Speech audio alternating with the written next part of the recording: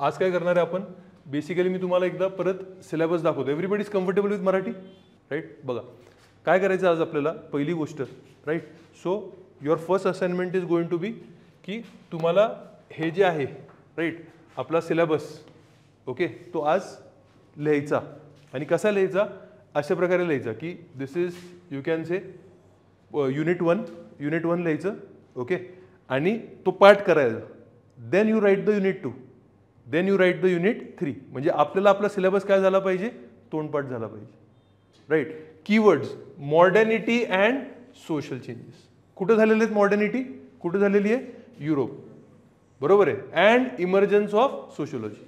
हे का असं झालं पाहिजे, कारण की हे शब्द तुम्हाला पुढं कुठं लिहायचे आहेत, you have to write this words in the paper, right. So that is very you can say straightforward. म्हणून मग हे पाठ झालं पाहिजे आपल्याला की मॉडर्निटी अँड सोशल चेंज कुठं झालेलं आहे, हे युरोपमध्ये झालेलं आहे. व्हॉट इज मॉडर्निटी, कोण सांगेल मला, मॉडर्निटी म्हणजे काय असतं, हां सांग बरं. हां, so modernity is the change of values. काय बदललेले आहेत आपले व्हॅल्यूज, बरोबर आहे. जो मराठीत लिहिणार आहे तो काय लिहिणार, मूल्य बदललेले आहेत, बरोबर आहे का नाही. Values have changed, right. Medieval period पासून मॉडर्न पिरियडमध्ये काय चेंज झालेले आहेत, व्हॅल्यूज चेंज झालेत. कुठले व्हॅल्यूज आलेत मॉडर्न पिरियडमध्ये, इंडिव्हिज्युअलिझम, बरोबर आहे. तुम्ही जर ह्याच्यामध्ये बघितलं मिडिवल पिरियडमध्ये तर कुठलं व्हॅल्यू होती, कलेक्टिव्हिझम. कशाला महत्व होतं, सोसायटीला जास्ती महत्व होतं. सोसायटी डिसाईड करायचं ना तुम्ही कोणाशी लग्न करणार, सोसायटी डिसाईड करायचं ना तुम्ही कुठले कपडे घालणार, सोसायटी डिसाईड करायचं ना की बाबा तुम्ही आज कुठलं जेवण करणार, बरोबर आहे का नाही. सॅटर्डेला चिकन खाऊ शकतो नाही खाऊ शकतो, कोण डिसाईड करते, सोसायटीने डिसाईड केलेलं आहे. पण आता कोण डिसाईड करणार आहे, इंडिव्हिज्युअल्स. आणि इंडिव्हिज्युअल कुठल्या गोष्टीवरनं डिसाईड करणार आहे, rational. Individual has to be rational, बरोबर आहे. हे जे मूल्य चेंज झाले, हे जे व्हॅल्यूज चेंज झाले, त्यामुळे सोसायटी खूप मोठ्या प्रमाणावरती बदलणार. काय होणार, सोसायटी खूप मोठ्या प्रमाणावरती बदलणार. आणि तो जो बदल होणार सोसायटीमध्ये त्याला काय म्हटलेलं आहे, काय झालेलं आहे,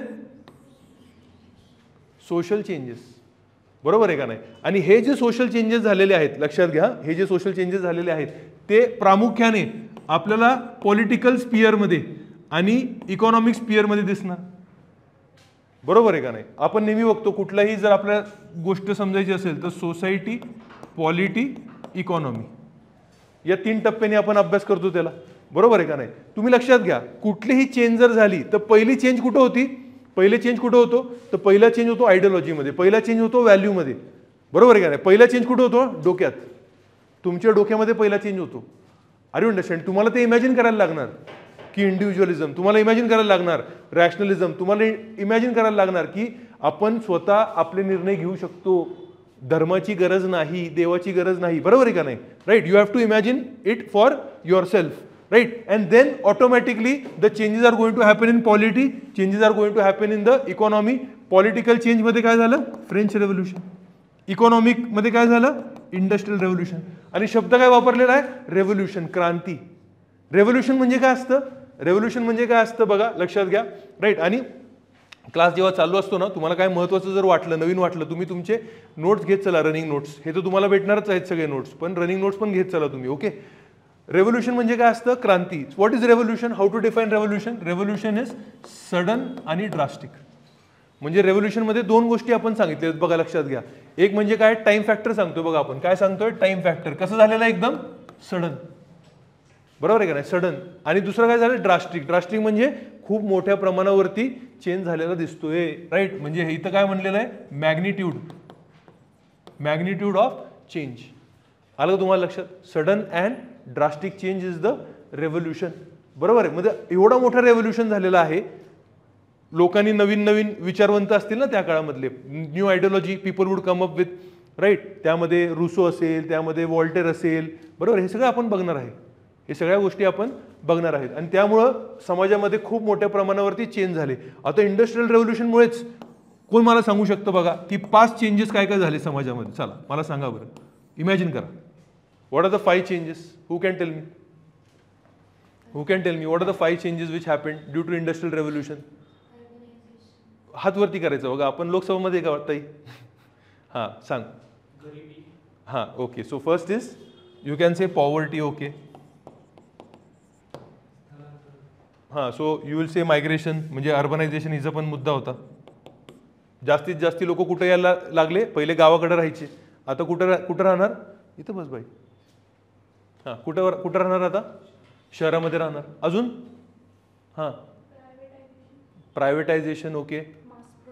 मास प्रोडक्शन म्हणजे टेक्नॉलॉजीचा वापर, मशीनचा वापर. बरोबर आहे, मशीन जास्ती झालं. अजून काय बदल येणार बघा, सोसायटीमध्ये काय चेंजेस येणार. Class formation. Very good. Online student तुम्ही पण उत्तर देऊ शकता बघा. Very good, very important. Family बदलली. काय बदलला, आपली फॅमिली स्ट्रक्चर बदलला.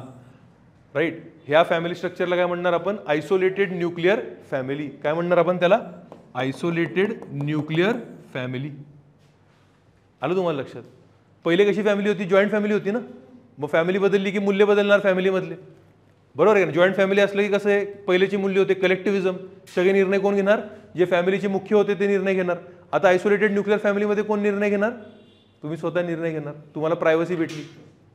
बरोबर आहे का नाही. अजून सांगा बरं, अजून काय चेंज झालं, अजून काय चेंज होणार. Industrial revolution. बघा थोडा विचार करा, काय चेंज होणार. Capitalist way of thinking. Okay. Materialism वाढणार. काय वाढणार तुमचं, मटेरियलिझम. अजून काहीतरी विचार करा, अजून विचार करा, काय काय बदल होणार. Because you are now in a urban setting. गावाकडे होते तुम्ही, असं इमॅजिन करा. होते सगळेजण स्वतः असं इमॅजिन करा की आपण गावाकडे होतो, आता गावाकडनं कुठं आलेलो आहे, आपण शहराकडे आलेलो आहे. बरोबर. तर काय चेंज होणार अजून. हां लिव्हिंग स्टाईल, मटेरियलिझम. हां काय चेंज होणार, स्टँडर्ड ऑफ लिव्हिंग. ओके बोलू तुझ्या कुठला, आपण कुठे येत आहे म्हणून मी तुम्हाला सांगितलं बघा. सिलेबस लर्न कर. कुठे आहे आपण, युरोपमध्ये कास्ट असणार का, बरोबर आहे का नाही. युरोपमध्ये कास्ट नसणार, तिकडं वेगळं स्ट्रॅटिफिकेशन असणार. बरोबर आहे का नाही. आर यू अंडरस्टँडिंग दिस. तर तुम्हाला जर करायचंच आहे डिक्रीज, तर तुम्ही तिकडं काय असतं, फ्रेंच सोसायटीमध्ये इस्टेट सिस्टम होती. कुठली सिस्टम होती, इस्टेट. म्हणून लक्षात ठेवायचं की पहिला जो पेपर आहे ना आपला सोशिओलॉजीचा, तो कम्प्लीट युरोप सेंट्रिक आहे. आलं लक्षात. त्याचा अर्थ असं नाही की आपण भारताबद्दल लिहायचं नाही, तुम्ही लिहू शकता 100%. पण सेंट्रिझम कुठं आहे, युरोप. सोशिओलॉजीचं ओरिजिन कुठं आहे, युरोप. बरोबर आहे का नाही. आलं तुम्हाला लक्षात. अजून काय बदल झाला असेल कोण सांगू शकते मला. Standard of living. Okay. Less importance to rituals. बरोबर आहे तुमचं. राईट. येस अनन्या बरोबर आहे तुमचं. राईट. भाग्यश्री बरोबर आहे तुमचं. अजून काय असेल सांगा बरं मला. Eating habits. काय होणार तिकडे, मेस कल्चर. बाहेर खाण्याची सवय लागणार. घरी यू कॅन से कसं आहे, आयसोलेटेड न्यूक्लिअर फॅमिली आहे तुमची. बरोबर आहे का नाही. घरी कोणी आहे का, कोणच नाही घरी. आणि दोन्ही जे हस्बंड आणि वाईफ आहेत ते काय आहेत, ते कमवायला जाणार, फॅक्टरीमध्ये काम करणार. फॅक्टरीमध्ये त्यांना जो पगार आहे तो कमी भेटणार. बरोबर आहे का नाही. म्हणून यू कॅन से वेळ नाही आहे. बाहेर खाण्याची सवय, मेस. पहिले कधी बाहेर खाण्याचा विषयच नव्हता, आता चालू होणार. बरोबर आहे का नाही. अजून काय होणार, वुमन एम्पॉवरमेंट होऊ शकतं. ओके. सगळ्यात महत्त्वाचा मुद्दा सांगितलं बाई तू, टाईमचं महत्त्व वाढला. टाईमचं महत्त्व सगळ्यात जास्ती वाढला. गावाकडे रिलॅक्स असते बघा. कोंबडा ओरडला उठायचं, थोडं काम बिम करायचं, थोडं वाटतं जरा थकवा आला झोपायचं, रिलॅक्स करायचं, मग परत काम करायचं. बरोबर आहे का नाही. आज नाही केलं चला उद्या करू. आर यू अंडरस्टँडिंग दिस. आता तसं आहे का नाही. फॅक्टरीमध्ये तुम्हाला काय दिलेलं आहे, टार्गेट. फॅक्टरीमध्ये तुम्हाला काय दिलं आहे, टाईम दिलेला आहे. 10 वाजले की 10 वाजताचा भोंगा वाजणार. बरोबर आहे का नाही. आज कसं तुम्ही बघा 9 वाजले की बरोबर तुम्ही तुमची उपासना चालू केली. हे कशावरनं आलं की 9 वाजता शार्प आपलं लेक्चर चालू होणार. कशावरनं आलं आहे, importance of time. Importance of time. बरोबर आहे. म्हणजे तुम्ही विचार करा एवढा सगळा बदललेला आहे. आणि तेच आपण जर फ्रेंच रेव्होल्यूशन बघितलं तर तुम्हाला माहिती आहे फ्रेंच रेव्होल्यूशनचे 3 व्हॅल्यूज कुठलेत, कोण सांगेल मला हातवरती करून. तुम्ही लहानपणीपासून शाळापासून तुम्ही शिकले असाल. What are the 3 values of French revolution. Who can tell me. Yes, liberty, equality and fraternity. बरोबर आहे. लिबर्टी म्हणजे काय, सगळ्यांना फ्रीडम. फ्रीडम म्हणजे हेच आहे ना, individualism. You can decide for your on freedom. बरोबर आहे का नाही. इक्वॅलिटी, आता सगळे कसे आहेत, इक्वल. पहिले कसं होतं, इस्टेट सिस्टम. इस्टेट सिस्टममध्ये 3 वर्ग होते तिकडं. पहिले कुठले वर्ग होते, क्लर्जी. पहिला कुठला वर्ग होता, क्लर्जी. क्लर्जी म्हणजे सगळे कोण असणार आहेत, कोण असणार आहेत क्लर्जी, सगळे रिलिजियस लोक. बरोबर आहे. दुसरा कोण असणार आहे, नोबल. बरोबर आहे का नाही. नोबल म्हणजे कोण, सगळे मंत्री संत्री सगळे त्या काळातले लोक. बरोबर. आणि तिसरा क्लास जो असणार आहे त्याला काय म्हटलेलं आहे, थर्ड स्टेटला कॉमन पीपल. म्हणजे इनइक्वॅलिटी होती फ्रेंच रिव्होल्यूशनमध्ये. आता पहिलं म्हणजे लिबर्टी, सगळ्यांना फ्री आहे, तुम्हाला काय करायचं ते करा. दुसरं काय आहे, इक्वॅलिटी. आणि तिसरं काय आहे, फॅटर्निटी. आपलं काय आहे, बंधुत्व. ही खूप महत्त्वाची गोष्ट आहे, कारण की मिडिवल काळामध्ये, मध्ययुगीन काळामध्ये तुम्ही लक्षात घ्या, इक्वॅलिटी कन्सेप्ट नव्हती. मध्ययुगीन काळामध्ये नेहमी उचनीच असायची, right. In the medieval period there was always inequality. Are you understanding this, right. आणि हे फ्रेंच रिव्होल्यूशननी कंप्लीट समाज चेंज केलेला आहे, लक्षात घ्या. Are you understanding. आणि या फ्रेंच रेव्होल्यूशनमुळं जो नेशन स्टेट कन्सेप्ट आहे, नेशन स्टेट, आपण पुढे सगळ्या गोष्टी आपण अभ्यास करणार सोशियोलॉजीमध्ये, तर नेशन स्टेट कन्सेप्टला जास्ती यू कॅन से प्रोत्साहन भेटलेलं आहे. It has got more popular. Which concept, nation state. आज सगळे आपण जे देश बघतो ते कसे आहेत, नेशन स्टेट. नेशन स्टेट म्हणजे काय, पहिले काय असायचं, किंगडम. पहिले शब्द काय असायचा, किंगडम. पहिले शब्द काय असायचा, एम्पायर, साम्राज्य. बरोबर आहे. साम्राज्य कोणाचं असायचं, राजांचं असायचं. बरोबर आहे. आता तुम्ही लक्षात घ्या, काय होतं, भारताचं एक साम्राज्य होतं, वरती नेपाळचं साम्राज्य होतं, त्यावरती तिबेटचं साम्राज्य होतं. आणि हे साम्राज्याचं काय असायचं, बॉर्डर एवढे क्लिअरली डिफाईन नसायची. बरोबर आहे. आता भारताचा प्रॉब्लेम काय आहे, नाव आपण साम्राज्य कन्सेप्ट पासून, किंगडम कन्सेप्ट पासून, एम्पायर कन्सेप्ट पासून आपण कुठं कन्सेप्टला गेलो, ब्रिटिशने आणल्यामुळं नेशन स्टेट. आणि नेशन स्टेट मधली एक कॅरेक्टरिस्टिक विशेषता काय असते, the border should be defined. मग ते डेफिनेशन ऑफ द बॉर्डर अजूनपर्यंत आपले झाले नाहीत. म्हणून आपण चायनाला काय म्हणतो, चायनाने आपल्या बॉर्डरला काय म्हटलं जातं, LAC. LOC नाही, LAC. What is LAC, line of actual control, right. Line of actual control. आलं तुम्हाला लक्षात. म्हणजे बॉर्डर नाहीये ती, it is not a international border, it is a line of control. की हा पार्ट तुम्ही कंट्रोल करताय, हा पार्ट आम्ही कंट्रोल करतोय. हा प्रॉब्लेम का झाला, because we were earlier what, kingdoms. No clear cut you can say boundary definition, or there is a you can say always काय असणार आहे, डिफरन्स इन द इंटरप्रिटेशन. आलं तुम्हाला लक्षात. म्हणजे एवढे मोठे बदल कुठे झालेले आहेत, युरोपमध्ये झालेले. आणि हे मोठे बदल युरोपमध्ये जे झालेले आहेत ते बदल अभ्यास करण्यासाठी कुठला एक विषय पर्याप्त नव्हता. कारण की economics would just study the changes in the economic domain, political science would just study the changes in the political domain, psychology would just study the changes in the individual domain. Are you understanding this? Anthropology would just study in which domain, you can say थोडं biology वगैरेच्या डोमेनमध्ये study करेल. पण तुम्हाला संपूर्ण idea जर हवी असेल तर एकच विषय होता, त्या विषयाला नवीन विषय म्हणून यू कॅन से त्याचं उगम झालेला आहे, नवीन विषय म्हणून त्याचा जन्म झालेला आहे. And what is that subject, हे बघा, म्हणून इथं लिहिलेलं आहे, इमर्जन्स ऑफ. आलं का लक्षात तुम्हाला, क्लिअर आहे का. So this wordings should be by heart,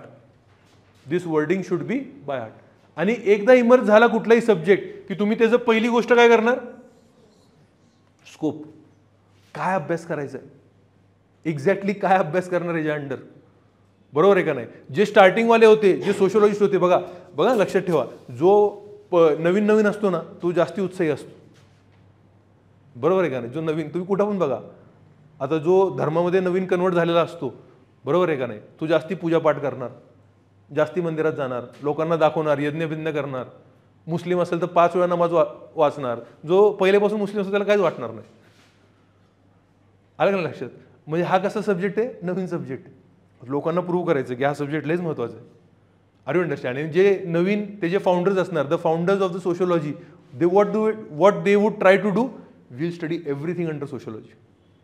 म्हणजे पहिला जो स्कोप असणार तो कसा असणार, खूप जास्ती macro. Everything should be studied under sociology. Are you understand, everything. And we would study everything, we would study all the problems and give solution. बरोबर आहे. तुम्ही काय प्रॉब्लेम सांगितले, महत्त्वाचं प्रॉब्लेम सांगितलं नाही, काय झालेलं आहे, पॉवर्टी. बरोबर आहे. आम्ही तुम्हाला सांगणार का, अशी संकल्पना काय झाली. खूप महत्त्वाचा मुद्दा सांगतोय मी, हा लक्षात घ्या. पहिले अशी विचारसरणी होती, first the thinking was that this society is given by the God, the society is created by God. If society is created by God and all the social structures, all the social problems are created by God. आपल्याकडे पण असं होतं ना, मी समजा गरीब आहे, तर काय म्हटलं जाणार, मी जर समजा 100 वर्ष 200 वर्ष पूर्व जन्म झाला असता माझा आणि मी गरीब असलो असतो तर काय म्हटलं असतं समाज मला, सोसायटी काय म्हटली असते त्या काळामध्ये, हात वरती करून सांगा बरं. What would be the justification of I being poor? Yes, why why God has made me poor and why God has made you rich? Karma, karma, बरोबर आहे का नाही सर? मागच्या लाईफमध्ये तुम्ही लईच मजा केली, बरोबर आहे का नाही? लईच लोकांचे शोषण केले, लईच हाल केले, म्हणून तुम्हाला या लाईफमध्ये काय करायला लागणार, भोगावं लागणार, तुमचे पाप आहेत धुवायला लागणार. आयतर ते कर्म इथं भोगवा किंवा गंगेला जावा, बरोबर आहे का नाही? कुंभमेळा आला का नाही लक्षात तुम्हाला? राईट, हे सगळ्या गोष्टी होते का नाही होते? म्हणजे पॉवर्टीला जस्टिफिकेशन काय? पॉवर्टीला जस्टिफिकेशन काय आहे? रिलिजियस. पॉवर्टीला जस्टिफिकेशन काय आहे? कलेक्टिव्ह. आर यू अंडरस्टँडिंग दिस? आज मी जर गरीब आहे तर त्याला जस्टिफिकेशन काय असणार? आज समजा तुम्ही कुठल्या माणसाला गरीब म्हणून बघितलं, जस्टिफिकेशन काय असणार? हात वरती करा बरं. काय तुम्ही, काय तुमच्या डोक्यात पहिला विचार काय येणार? का गरीब आहे? हां हां, म्हणजे एज्युकेशन घेतलं नाही, बरोबर आहे का? अजून काय काय काय असणार तुमच्या डोक्यात? हां, अनएम्प्लॉईड. हां, अजून अजून काय असणार? हात वरती करून सांगा बघ. म्हणजे एक एक जण बोलू शकतो, कॉन्फिडन्स वाढतो. अजून काय असणार तुमच्या डोक्यात की गरीब काय? हां, म्हणजे त्याला प्रॉपर तो हेल्थची काळजी घेत नाही, बरोबर आहे, नेहमी आजारी असतो, काही पण खातोय, एक्सरसाइज करत नाहीये. अजून फॅमिली बॅकग्राऊंड वीक आहे. अजून इक्वल अपॉर्च्युनिटी. अजून विचार करा ना. एक महत्त्वाची गोष्ट सांगणार तुम्ही, लेझी, मेहनत घेतली नाही बघा यांनी, बरं आहे ना? 10वी 12वी जास्त अभ्यास केला नाही, आता पस्तावतोय बघा.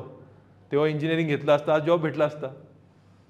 तेव्हा टाइमपास गोट्या बिट्या खेळत बसला, बरोबर. मग आता अभ्यास केला नाही, राईट. बी ए केलं, BA, राईट. तर मग आता गडबड आहे. तेव्हा सांगत होते मी त्याला अभ्यास कर, बरोबर आहे का नाही? मग तुम्ही काय म्हणणार? लेझी आहे. म्हणजे कोणावरती ब्लेम करताय तुम्ही? इंडिव्हिज्युअल, स्वतःवरती. You are poor because it is your fault. It is your fault. Are you understanding this? हे हा जो बदल आहे ना, आपण टेकन फॉर ग्रांटेड घेतोय, पण आपण जेव्हा हे 200-300 वर्षाचा इतिहास अभ्यास करणार, मग आपल्याला कळणार, अरे विचार करण्याची शैलीच बदलली रे. Are you understanding this? Right. So that is why हे जे अर्ली सोशोलॉजिस्ट होते त्यांना काय वाटायला लागलं की सोसायटी कोणी बनवलेली? आता नाही, आता नाही, आता सोसायटी कोणी बनवलेली आहे? ह्युमन. आपण सोसायटी बनवली आहे. मग सोसायटीमधले जे काही प्रॉब्लेम्स असतील ते कोणी निर्मित केलेले आहेत? आपण. मग ते सॉल्व्ह कोण करणार? आपण म्हणजे कोण? सोशोलॉजी. Are you understanding? आणि कसे सॉल्व्ह करणार? कसे सॉल्व्ह करणार? कसे सॉल्व्ह करणार? आजपर्यंत आपण बघा सगळ्या गोष्टी सॉल्व्ह कसे करत राहिलो. आपल्याला इंडस्ट्रियल रेव्होल्युशन मध्ये कसं आपल्याला सक्सेस भेटलं, कसं सॉल्व्ह केलं आपण हे सगळ्या गोष्टी, कशाच्या आधारे आपण मास प्रोडक्शन केलं, कशाच्या आधारे आपण मोठे मोठे शहर बनवले, कशाच्या आधारे आपण स्टील इंडस्ट्री बनवली, कशाच्या आधारे आपण रेल्वेचं यू कॅन से इन्व्हेन्शन केलेलं आहे, कशाच्या आधारे केलं सगळं? टेक्नॉलॉजी, सायन्स, बरोबर आहे का नाही? मग सोशोलॉजी पण सगळ्या गोष्टीचा अभ्यास कसा करणार? सायन्स, सायंटिफिक वे मध्ये करणार. आणि सगळ्या गोष्टीचा प्रॉब्लेम कसा आणणार? सायंटिफिक वे मध्ये आणणार. आर यू अंडरस्टँडिंग दिस? बरोबर आहे का नाही? म्हणजे पहिले जे सोशोलॉजिस्ट होते ते मॅक्रो व्ह्यू पकडलं होतं, सगळं अभ्यास करा आणि सगळ्या गोष्टीचे सोल्युशन आपणच आणणार. आणि कसं आणणार? Which way we have to study? Scientific way. आणि सायंटिफिक वे स्टडी सोशोलॉजीनी काय काय उगम केलेलं आहे बघा. आज सगळे युगांचे सगळ्यात जास्ती महत्वाचं ते आहे, सगळेजण ते वापरतात. काय चालू केलेलं आहे त्यांनी? सायंटिफिक मेथड आहे ना. आज आपण सेन्सस करणार आहे ना 2026 मध्ये. का करणार आहे आपण? की आपल्याला एक्झॅक्ट आकडा पाहिजे सगळ्या गोष्टींचा. एक्झॅक्ट आकडा जर झालं, what can be measured can be improve. जे आपण मेजर करू शकतो, जर आपण कुठल्याही गोष्टी मेजर केली तर आपण त्याला काय करू शकतो? इम्प्रूव्ह करू शकतो. आलं तुम्हाला लक्षात? So this is the first you can say scope. मग त्याच्या अपोजिट स्कोप येणार, त्याच्या अपोजिटमध्ये स्कोप येणार. नाही एवढं सगळं अभ्यास करू शकत नाही तुम्ही. तुम्ही सगळंच अभ्यास केला तर काहीच अभ्यास केला नाही. तुम्हाला फोकस्ड अभ्यास करायला लागेल. काय करायला लागेल तुम्हाला? फोकस्ड अभ्यास करायला लागेल. म्हणजे ते जे असतील दुसरे स्कूलवाले ते कुठलं म्हणतील? मायक्रो अभ्यास करा. मायक्रो अभ्यास करा. मायक्रो अभ्यास म्हणजे काय करा, तुम्हाला सोसायटी अभ्यास करायची आहे ना, तर सोसायटीमध्ये सोशल इंटरॅक्शन की लोक कसं इंटरॅक्ट करतात एक दुसऱ्याबरोबर ते अभ्यास करा. आणि सोशल इंटरॅक्शन मधनं काय येतं, मिनिंग क्रिएट होतात. काय क्रिएट होतात, मिनिंग क्रिएट होतात. सोशल इंटरॅक्शन मधनं मिनिंग्स क्रिएट होतात. सोशल इंटरॅक्शन मधनं वेगळ्या वेगळ्या संकल्पना क्रिएट होतात. तुम्ही ते अभ्यास करा. का, कारण की every individual is going to be different. So study at the micro level. Study at the micro level. हे आपण अजून डिटेलमध्ये बघूयात. आणि पुढचं काय असणार आहे, जर सोशलॉजी नवीन आहे तर त्याची गरज काय आहे, तर त्याची गरज तुम्ही कशी प्रूव्ह करणार, Wien you compare with the rest of the social sciences. Wien you compare with the rest of the social sciences. आणि सोशल सायन्समध्ये कंपॅरिझन मेन कोणाबरोबर असणार, इकॉनॉमिक्स, पॉलिटिकल सायन्स, अजून कोण असणार सांगा बरं मला, सायकोलॉजी, अजून कोण असणार बघा, हिस्ट्री आणि अँथ्रो. हे 5 महत्त्वाचे असणार. यांच्यावर तुम्ही काय करायला लागणार, कम्पेअर करायला लागणार की how is sociology, what is common, what is different in sociology. Clear आहे का नाही, राईट. अँड लास्ट इज, लोकांतर डायरेक्ट काय म्हटले, सोशोलॉजी काहीच नाही, it is just common sense. What are you studying, you are studying religion, I know everything about religion, it is common sense. What are you studying, you are studying family, I know everything about family, it is common sense. तुम्ही काय नवीन शिकणार आहे, बरं. आपण हा subject घेतला का syllabus, म्हणजे आपण हा ऑप्शनल घेतला का, कारण की आपल्याला माहिती आहे की असं कुठला पण प्रश्न असणार आहे जो मला सोडता येणार नाही. काय नाही जमलं तर कॉमन सेन्सनी सोडू. फॅमिलीबद्दल विचारलंय ना, काहीतरी तरी लिहिता येईल आपल्याला. रिलिजनबद्दल विचारलंय ना, काहीतरी तर लिहिता येईल. इकॉनॉमीबद्दल विचारलंय ना, GS मधलं काहीतरी तर चिपकवता येईल. म्हणजे असं कुठला प्रश्न असणार आहे जो मी अटेम्प्ट करू शकणार नाही. Are you understanding this, right. आता समजा PSR आला किंवा हिस्ट्रीचं कुठल्या गोष्टी आले, म्हटले तुम्हाला की तुम्ही हिस्ट्रीमध्ये गुप्त आर्ट सांगा, कसं सांगणार, अभ्यास केला नसेल तर. न्यूमिस्मॅटिक्स सांगा, कसं सांगणार, अभ्यास केला नसेल तर. पण फॅमिलीबद्दल कोणी काही बोलवचन देते. आर यू अंडरस्टँडिंग दिस. म्हणून काय म्हटलेलं गेलं, हा सब्जेक्ट नाहीच आहे, हा काय आहे, कॉमन सेन्स. हा काय आहे, कॉमन सेन्स आहे. So this is the unit 1 which you need to understand. Clear आहे. तर अशा सगळ्या युनिटचं तुम्ही यू कॅन से एक एक करून लिहायचं, त्याच्यावरती थोडं चिंतन करायचं. मी जसं आता चिंतन केलं, बरोबर आहे, राईट. तसं तुम्ही जर युनिट 2चं चिंतन केलं, सोशोलॉजी काय असणार आहे, सायन्स. हे जर पण मी तुम्हाला लॉजिक समजवलं, जे फाउंडर असणार आहेत ते खूप जास्ती अतिउत्साही असणार आहेत, बरोबर आहे का नाही. की म्हणजे पहिला मुलगा झाला की हा मुलगा लईच हुशार आहे माझा मुलगा, बरोबर आहे का नाही. हा मुलगा बघा सचिन तेंडुलकर बनणार, किंवा हा मुलगा बघा यू कॅन से मोठा सायंटिस्ट अब्दुल कलाम बनणार. मग 3-4 पोरं झाले की हे काय टवाळकं आहे, ह्याला काय अक्कल आहे का, फिरत असतं इकडं तिकडं, कुठं पण फिरत असतं. आलं का नाही लक्षात तुम्हाला. तर पहिले जे असतं ना, पहिल्या गोष्टी किंवा पहिला जो कन्वर्ट असतो किंवा यू कॅन से नवीन जो आलेला असतो, तुम्ही पण बघा. आता तुम्ही मला भेटायला येणार, बरोबर आहे, पहिल्यांदा एकदम असं सोफिस्टिकेटेड, सर आपल्याला आयस बनायचं, काय करता येईल, मी एकदम सिन्सिअर आहे, दिवस रात्र मी मेहनत करत, झोपणार नाही सर, बरोबर आहे का नाही. एक 2-3 महिने झाले की सर एक 7-8 तास झोपून द्या, मग पुढचं बघू. जो नवीन असतो, नवीन, त्याला नेहमी काय करायचं असतं, प्रूफ करायचं असतं, बरोबर आहे का नाही. बघा तुम्ही लक्षात घ्या, जो गरिबीमधनं रिच झालेला आहे, लक्षात घ्या, हा पॉईंट सगळं सोशोलॉजीमध्ये तुम्ही लिहायचं आहे गोष्टी.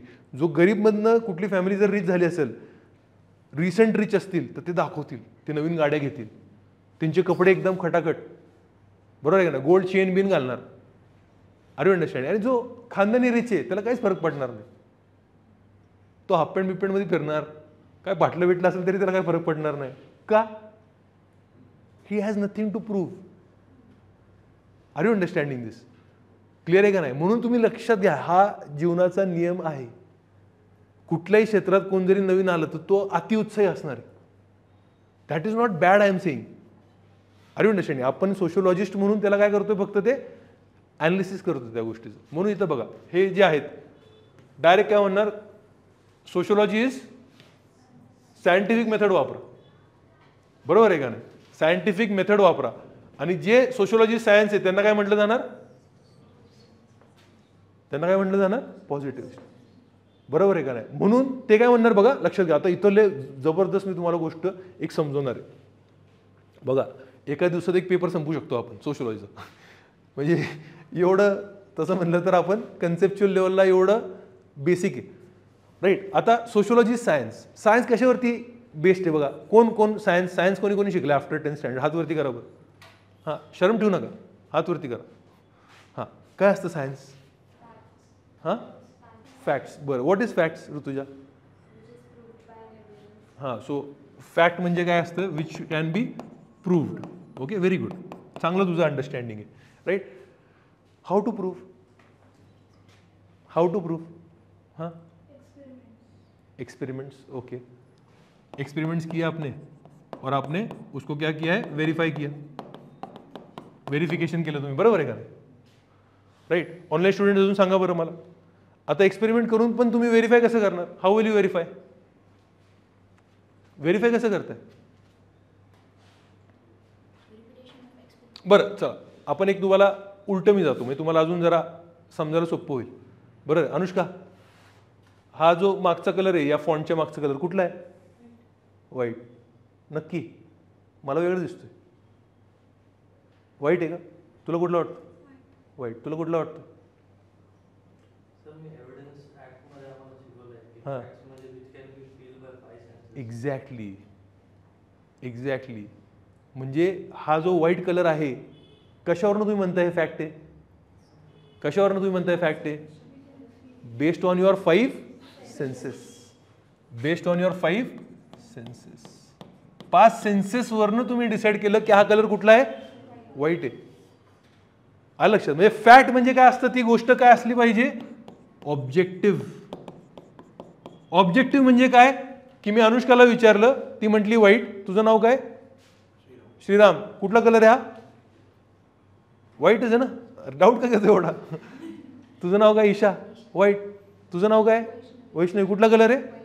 Objective answer. ऑब्जेक्टिव्ह म्हणजे काय? कोणालाही विचारलं, आन्सर काय आलं? Same. That is objective. Subjective म्हणजे काय?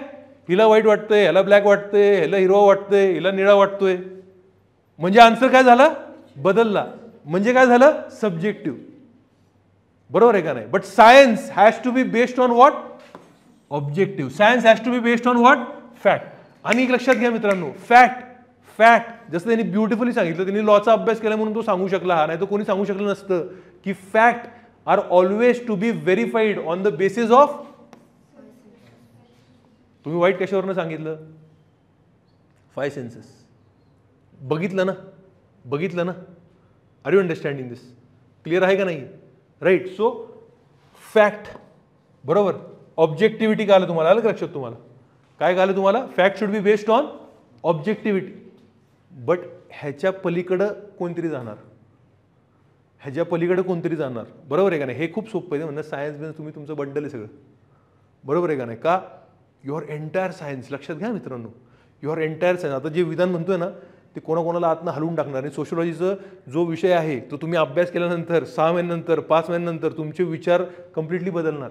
तुम्ही जीवनाला बघण्याचा तुमचा दृष्टिकोन बदलणार, समाजाला बघण्याचा दृष्टिकोन बदलणार. आर यू अंडरस्टँडिंग दिस? तुम्ही वेगळे पर्सनॅलिटी होणार, हे तुम्हाला मी आश्वासन देतो. आणि पहिलं त्याचं स्टेप इकडे बघा. पहिलं स्टेप आपण काय म्हणतो? आत्तापर्यंत आपल्याला सेफ फील करतो आपण. का? कारण की सायन्स आहे, बरोबर आहे. सायन्सकडे उत्तर आहेत, मेडिकलकडे उत्तर आहेत. मला काय झालं तर बाबा डॉक्टर वाचवतील, बरोबर आहे का नाही? हे काय करतात? जे sociology is equal to science आहेत आणि त्याला जे क्रिटिक करतात, त्याला जे अपोज करतात, ते म्हणतात तुमचं सायन्सच बंडल आहे. का सायन्स बंडल आहे? Science is only based on, your entire science is just based on, and your 5 senses has limitations. Your 5 senses has limitations. आणि मी नाही सांगत हे, तुमचं सायन्सच सांगतं हे. फॉर एक्झाम्पल आपण सगळ्यांनी सायन्सचा बेसिक अभ्यास केलेला आहे बघा. आपल्याला माहिती आहे की आपल्याला फक्त काय दिसतं मित्रांनो? राईट, आपल्याला फक्त या रेंजमधलं दिसतं आपल्याला, बरोबर आहे. इन्फ्रारेड दिसतात का तुम्हाला रेस? अल्ट्राव्हायोलेट रेड्स दिसतात का तुम्हाला? म्हणजे ह्याच्या पलीकडे पण काहीतरी गोष्टी आहेत जे तुमच्या डोळ्याला दिसत नाहीयेत, बरोबर आहे का नाही? मी समजा इथं म्हणलं, इथं एक मुलगा बसलेला आहे, तुमचं डोळं काय म्हणतोय, कुठं बसलंय, काय बनवतंय सर आम्हाला, रात्री झोपायचे, बरोबर आहे का नाही? का तुमच्या डोळ्यात दिसत नाही तो मुलगा, बरोबर आहे का नाही? तुम्ही काय म्हणता खोटं आहे, खोटं आहे, wrong. But you know there is something which your eyes cannot see, which can be, त्याला आपण कुठला झोन म्हटलेला आहे, अल्ट्राव्हायोलेट. जर हाय फ्रिक्वेन्सी असलं तर, आणि जर लो फ्रिक्वेन्सी असलं तर त्याला काय म्हटलेलं आहे, इन्फ्रारेड. म्हणजे हे आहे ना, दिस इज रियालिटी ना, दिस इज रियालिटी ना. But just because your eyes cannot see it, you are saying it is false.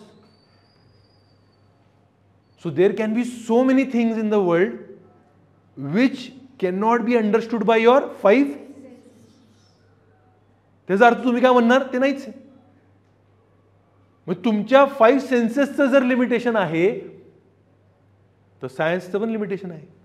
कारण की तुमचं सायन्स पूर्ण कशावरती आधारित आहे, 5 सेन्सेस. बरोबर आहे का नाही? आपल्याला माहिती आहे इयरिंग पण, आपण इयरिंग जे आहे एक एवढाच झोन आहे, तेवढंच आपण फ्रिक्वेन्सीचं इयरिंग करू शकतो. त्याच्या पलीकडे असेल सुपरसॉनिक वगैरे या सगळ्या गोष्टी, राईट, तर आपण समजा आपल्याला ऐकू येणार नाही, आणि त्यापेक्षा छोटी फ्रिक्वेन्सी असेल आपल्याला ऐकू येणार नाही. म्हणजे सायन्सचं काय आहे मित्रांनो, लिमिटेशन. आणि त्या सायन्सच्या लिमिटेशनवरती तुम्ही पूर्ण मोठ्या गोष्टी क्लेम करता की हेच सत्य आहे, हेच व्हाईट कलर आहे. अरे हा व्हाईट कलर तुम्हाला का दिसतोय, कारण की तुमचे डोळे तसं बघतायत. ह्याचा मूळ कलर काहीतरी वेगळा असेल, पण ह्युमन डोळे याला काय बघतायत, व्हाईट बघतायत. कुत्र्याला उभं करा, कुत्रा हसेल तुमच्यावरती, म्हणाल काळं आहे, त्याचे डोळे वेगळं बघत असतील. बरोबर आहे का नाही? Are you understanding this? Clear आहे का नाही? सो हा कन्सेप्ट आहे की सायन्स इटसेल्फ इज क्वेश्चन. आणि हा कन्सेप्ट आपण आपल्या रिलिजनमध्ये पण वापरतो की आपल्या रिलिजनमध्ये वेदमध्ये काय काय गोष्टी मांडलेल्या आहेत which science can not prove. मग आपण वेदला काय करणार, हसणार. Are you understanding this? Clear आहे का नाही? Right. So this is the concept की why you can say people are now coming up with non positivist methodologies. You have to go beyond science. आणि खूप भारी भारी फंडे दिले त्याच्यामध्ये. कार्ल पॉपर म्हणून आहे, कार्ल पॉपर म्हणतोय सायंटिफिक तुमची मेथडच खोटी आहे. काय म्हणतो, सायंटिफिक मेथडच खोटी आहे. सायन्स, खरं सायन्स काय असतं, फॉल्सिफिकेशन. फॉल्सिफिकेशन म्हणजे काय, हे हा चॅप्टर आहे ना, हा चॅप्टर सोशिओलॉजीमध्ये ना लोकांना सगळ्यात अवघड जातो. पण जर व्यवस्थित शिकवलं तर सगळ्यात सोपं आहे. आता तुम्हाला काय जड वाटतंय का? शिकवता आलं पाहिजे मित्रांनो, बरोबर आहे का नाही? आता कार्ल पॉपर लोकांना कळत नाही. अरे किती सोपं आहे बघा. शाळेमध्ये आपण एक्सपेरिमेंट करतो, बरोबर आहे का नाही? करतो का नाही? राईट. मी तर असं मस्त एकदम चांगला पार्टनर वगैरे घ्यायचो, एक हुशार पार्टनर आणि एक मुलगी पार्टनर, बरोबर आहे का नाही? हुशार एक्सपेरिमेंट करायचा, आपण काहीतरी वेगळाच एक्सपेरिमेंट करायचो. मग काय व्हायचं, ते मॅडम यायची. मॅडम म्हणायचे बघा angle of incidence should be angle of reflection. आपल्या यायचंच नाही, बरं आपल्याला कळायचंच नाही काय चाललेलं आहे, तरी आपण हो मॅडम आहे. हेच करतो आपण सायन्समध्ये. काय करतो आपण सायन्समध्ये, what do we try to do in science, right? आपली जे काय एक कन्सेप्ट आहे, आपलं जे काय एक अजम्पशन आहे, त्याला नेहमी आपण काय प्रूव्ह करायला बघतो, राईट प्रूव्ह करायला बघतो. इवन इफ एखादं जर रिझल्ट त्याच्या विरुद्ध येत असेल तरी आपण काय म्हणणार, चूक माझी आहे. बरोबर आहे का नाही? The angle of incident should be the angle of reflection. 100 डिग्रीचं पाणी बॉईल झालंच पाहिजे ना, जर बॉईल होत नाही तर चूक माझी, मी व्यवस्थित ते मेजर केलं नसेल. बरोबर आहे का नाही? Are you understanding this? So Karl Popper म्हणतो की तुम्ही हे जे करताय अजम्पशन तुमचं जे आहे की हे खरंच असलं पाहिजे, त्यामुळे सायन्सला धोका आहे. तुम्ही एक्सपेरिमेंट करताना, व्हेरिफिकेशन करताना एकही रिझल्ट जर तुमच्या अजम्पशनच्या विरोधात गेला तर तुमचं अजम्पशन खोटं आहे. Are you understanding? पण आपण काय करतो, 1-2 जर रिझल्ट खोटे गेले, काहीतरी गडबड झाली असेल, बरोबर आहे का नाही? तर अशा प्रकारे ह्यांनी काय केलेलं आहे, ह्यांनी सायन्सची टीका केलेली आहे. ह्यांनी काय केलेलं आहे, सायन्सची टीका केलेली आहे. बरोबर. So sociology is science. आणि थोडे लोक काय म्हणणार, no sociology cannot be science. In fact, the science concept itself is a wrong concept. So why you want to make sociology as a science? बरोबर आहे. सगळ्यात डिफिकल्ट विषय वाटणारा हा, यू कॅन से हा असा चॅप्टर लोकांना वाटतो. मग थर्ड चॅप्टर, जर sociology is equal to science, और आता दोनच ऑप्शन झाले ना, सोशियोलॉजीला कसा अभ्यास करणार, सायंटिफिक या फिर नॉन सायंटिफिक वे में. बराबर है। नॉन साइंटिफिक में मतलब क्या है, social sciences. Are you understanding this? अगर साइंटिफिक वे में पढ़ाई करने वाले हो तो सायन्स मध्ये everything is what, everything is what, measured. So कुठला मेथड यूज करणार तुम्ही? क्वांटिटेटिव्ह. सायन्स असेल तर कुठली मेथड यूज करणार? Because everything needs to be measured. Quantitative मेथडचा एक्झाम्पल तुम्हाला ऑलरेडी माहिती आहे, सर्वे. क्वांटिफाय एव्हरीथिंग,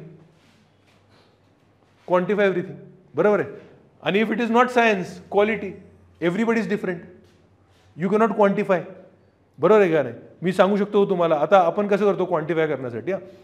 कुठला तरी पिक्चर बघितला आपण, काल स्वदेश पिक्चर बघितला, right. What I can do, मी तुम्हाला रेटिंग देऊ शकतो, तुम्ही रेट करा 1 2 3 4 5.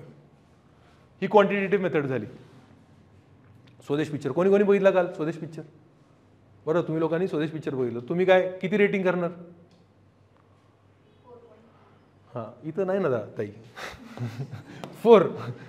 हां, तुम्ही किती रेटिंग करणार? अजून कोणी बघितलं? 4. 3 रेटिंग करणार. बरं, म्हणजे याला 2, ह्याला 1. अजून तुम्ही किती रेटिंग करणार? कोणी बघितलं? 4. अजून कोणी बघितलं का? बरोबर. म्हणजे आता काय झालं, क्वांटिफाय झाली की बाबा हे जर रेटिंग किती आहे? 4. ही कुठली मेथड झाली? आता मी विचारणार डायरेक्टली ईशाला, ईशा कसा होता पिक्चर? मग तू काहीतरी सांगणार. बरं आहे, ते सांगण्याच्या आधी मी सांगितलं, ती काहीतरी सांगणार. बरोबर आहे. मग ती काय झाली? क्वालिटी. ही काहीतरी वेगळं सांगणार, ही काहीतरी वेगळं सांगणार, ती काहीतरी वेगळं सांगणार. म्हणजे सगळ्यांचे जे आन्सर्स आहेत, रिस्पॉन्स आहेत, कसे आहेत? सब्जेक्टिव्ह. सब्जेक्टिव्ह आहेत. इथं सगळ्यांचे आन्सर्स कसे आहेत? ऑब्जेक्टिव्ह. सगळ्यांचे आन्सर्स कसे? ऑब्जेक्टिव्ह. 3 4. त्या पलीकडे काय आहे का? जेव्हा मी इंटरव्ह्यू घेणार, जेव्हा मी फीडबॅक घेणार, तेव्हा त्यांचे आन्सर कसे असणार?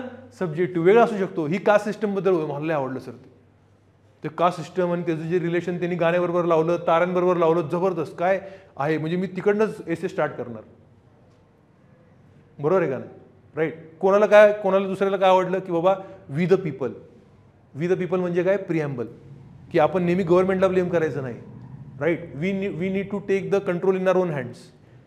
Right. If we come together, if we become united, we can achieve anything. हिला ही थीम आवडली. म्हणजे एकच पिक्चर आहे. बरोबर आहे का नाही?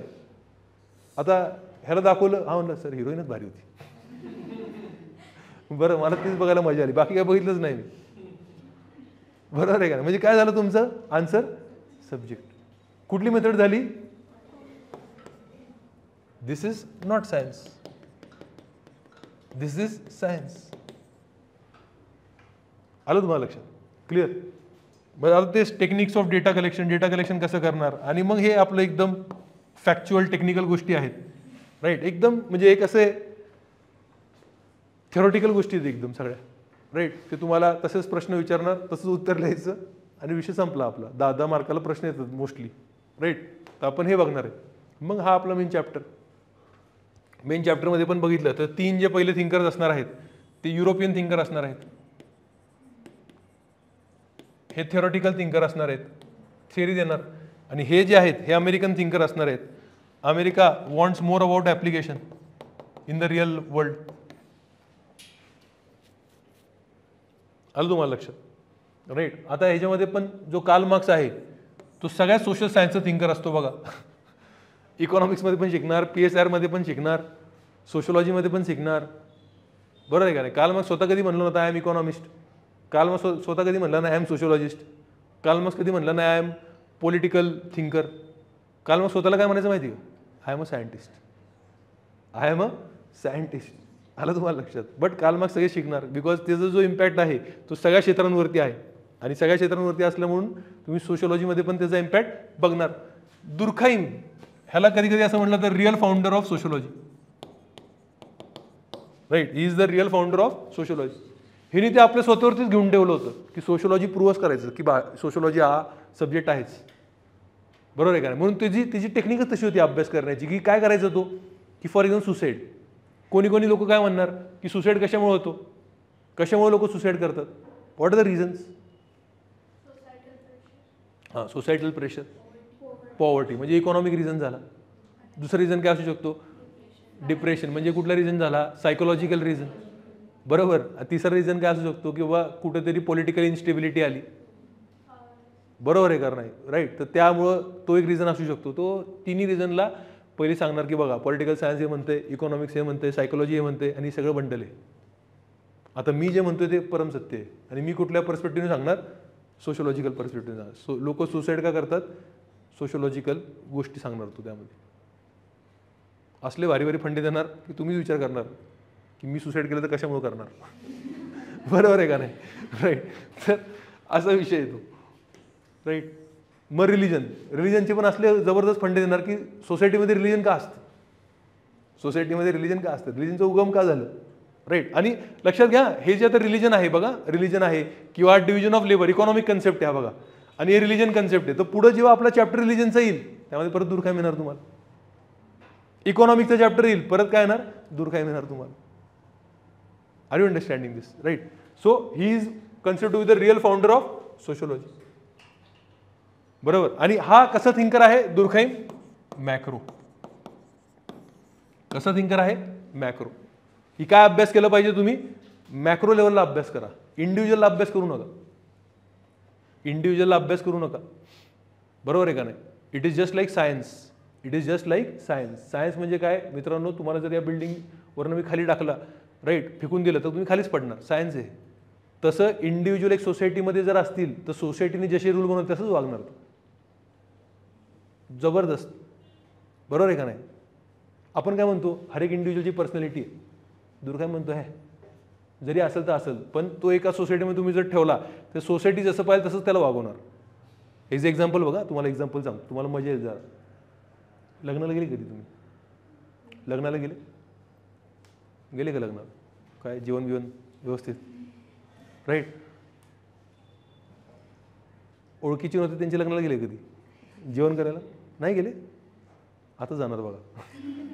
रोजचं मेस खाऊन खाऊन खाऊन बोर होते ना, मग जिथं कार्यालय असतात लाईननी तिथं जायचं, आपले व्यवस्थित चांगले कपडे घालून जा बाबा. काय आता तुम्ही समजा लग्नाला गेले, राईट. आता सगळ्यांची पर्सनॅलिटी वेगवेगळी आहे. कोणाला असं वाटतं बघा की रिझर्व पर्सनॅलिटी आहे, जास्ती बोलत नाही, बरोबर आहे का नाही, की बाबा असं थोडं शाय पर्सनॅलिटी कोणाची, हात वरती करा बरं तुमच्यामध्ये, ऑनेस्ट तरी राहा, शाय पर्सनॅलिटी आहे. बाकी सगळे एकदम एक्स्ट्रोवर्ट आहे का, शाय पर्सनॅलिटी आहे, शाय पर्सनॅलिटी तुमच्यामधनं, शाय इकडं एकदम आपलं काय शाय वगैरे आहे, शाय नाही पर्सनॅलिटी. आता बघा शाय पर्सनॅलिटी आहे तुमची. लग्नाला गेली तुम्ही, लग्नाला तो बारात असते बघा, बरोबर आहे का नाही, तिथं आपण बँजो वाजत असतो, बरोबर आहे का नाही, DJ विजे आजकाल आहे, राईट. तर जे शाय पर्सनॅलिटीवाले असतील ते अशा साईडला जाऊन असे थांबतील, बघतील. मग जो आपला उत्साह कार्यकारी असतो तो चालू करतो डान्स, पहिले 2-3 जण असतात ते चालू करतात, बरोबर आहे. 5 मिनटं हा असंच बघतो, 7व्या मिनिटानंतर ह्याचं पण थोडं तिकडं चालू होतं बघा, आणि 10-15 मिनटं झाले की तो बी आत असतो.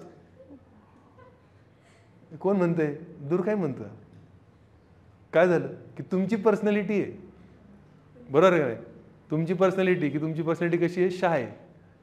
बट सोसायटीने जे रूल्स बनवलेत त्या सिच्युएशनमध्ये त्याप्रमाणे तुम्ही वागणार, तुम्ही काय करणार, त्याप्रमाणे वागणार, बरोबर.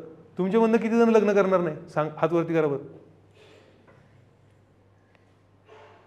किती लोकांना जर चॉईस भेटला तर लग्न करणार नाही, आहे का चॉईस, आहे का चॉईस. एक वय झालं की मग प्रेशर वाढणार, आणि प्रेशर आलं की काय करणार, लग्न करणार. लग्न झाल्यानंतर काय करणार, पोरं बाळ करणार. तुमचं चॉईस होता का काय, तुमचं फक्त चॉईस काय होता, 24ला करायचं का 25ला करायचं का 26ला करायचं, बरोबर आहे का. तुमच्यावरती प्रेशर येणार का नाही येणार. So how are you acting, you are acting as per the rules made by the society. हे कोण म्हणणार, suicide. Why you are doing, society has created such conditions that you have now been left with no option. Are you understanding. म्हणजे हा सोशिओलॉजीला prove करणारा माणूस आहे, ह्याला सोशिओलॉजीच सगळं आहे हे त्याला प्रूव्ह करायचं. म्हणजे इंडिव्हिज्युअल त्या स्वतःच्या चॉईसनी वावरत नाही, त्याच्या स्वतःच्या चॉईसनी वागत नाही. कळालं तुम्हाला? त्याच्या विरोधात कोण असणार आहे? वेबर. त्याच्या विरोधात कोण असणार आहे? वेबर. वेबर काय म्हणणार? ऍक्शन हा इंडिव्हिज्युअल स्वतःच्या निर्णयावरनं घेतो, स्वतःच्या अक्कलावरनं तो निर्णय घेणार. बरोबर आहे का नाही? आर यू अंडरस्टँडिंग दिस? तर हा उलट म्हणणारा कोण आहे? वेबर. आणि वेबर पण काय करणार? वेबर पण आपल्याला रिलिजन बद्दल सांगणार, प्रोटेस्टंट रिलिजन कसं डेव्हलप झालं आणि काय, हे तिन्ही जण काय देणार? थिअरी देणार. आणि मग टॅलकॉट, पार्सन्स, आर.के. मर्टन आणि मीड आहेत. बरोबर आहे. पार्सन काय करणार? पार्सनला लईच म्हणजे तो स्वतःला त्याला असं प्रूव्ह करायचं होतं की तो लय महान आहे. बरोबर आहे. तो काय करणार? या सगळ्यांनी जेवढं काय दिलेलं आहे सगळं मिक्स करून काय बनवणार? एक social system. This social system will give you answers for everything. अरे तुम्हाला लक्षात? तर हा सोशल सिस्टम बनवायला जाणार मोठी एकदम लेवलला. आणि मर्टन जो आहे तो ह्याचंच काम थोडं थोडं पुढं घेऊन जाणार. मर्टनचं आपलं दुर्खाईम वगैरेचं काम थोडं पुढं घेऊन जाणार. आणि हा एकदम मायक्रो आहे. हा कोणाचं काम पुढं घेऊन जाणार? वेबरचं काम पुढं घेऊन जाणार. मीड. तेच परत कंटिन्युएशन आहेत. आलं तुम्हाला लक्षात? म्हणजे तुम्हाला जर परत समजायचं झालं, कार्ल मार्क्स सगळ्यांनाच माहिती असतो. दुर्खाईम तुम्हाला आता कळालं. कसं विचार करणार? Society first. हे जर काय विचार करणार तुम्ही? Society first. हा काय विचार करणार? Individual first. हा काय विचार करणार? Individual first. आलं का नाही लक्षात तुम्हाला? आर यू अंडरस्टँडिंग दिस? बरोबर. आणि त्यापुढं टॅलकॉट, पार्सन काय करणार? या सगळ्या गोष्टींना मिक्स करून काय बनवणार? बरोबर. रॉबर्ट के मर्टन जे आहे ते कोणाचं काम पुढे घेऊन जाणार? दुर्खाईमचं. आणि ह्याचं काम पुढं कोण घेऊन जाणार? हे बघा, मीडचं कामच आहे ना, काय आहे तुमचं? सेल्फ. कशावरती भर आहे? सेल्फ. क्लिअर आहे का नाही? बस एवढे 7 थिंकर्स तुम्हाला करायचे प्रॉपरली. मी का आज तुम्हाला या सगळ्या गोष्टी सांगतोय? ताकी तुमची एक पार्श्वभूमी बनली पाहिजे. आता आपण जेव्हा पुढे अभ्यास करणार तर तुम्हाला या सगळ्या गोष्टी जर माहिती असतील, राईट, तर तुम्हाला खूप सोपं होणार. राईट. आता पुढे जाणार आपण.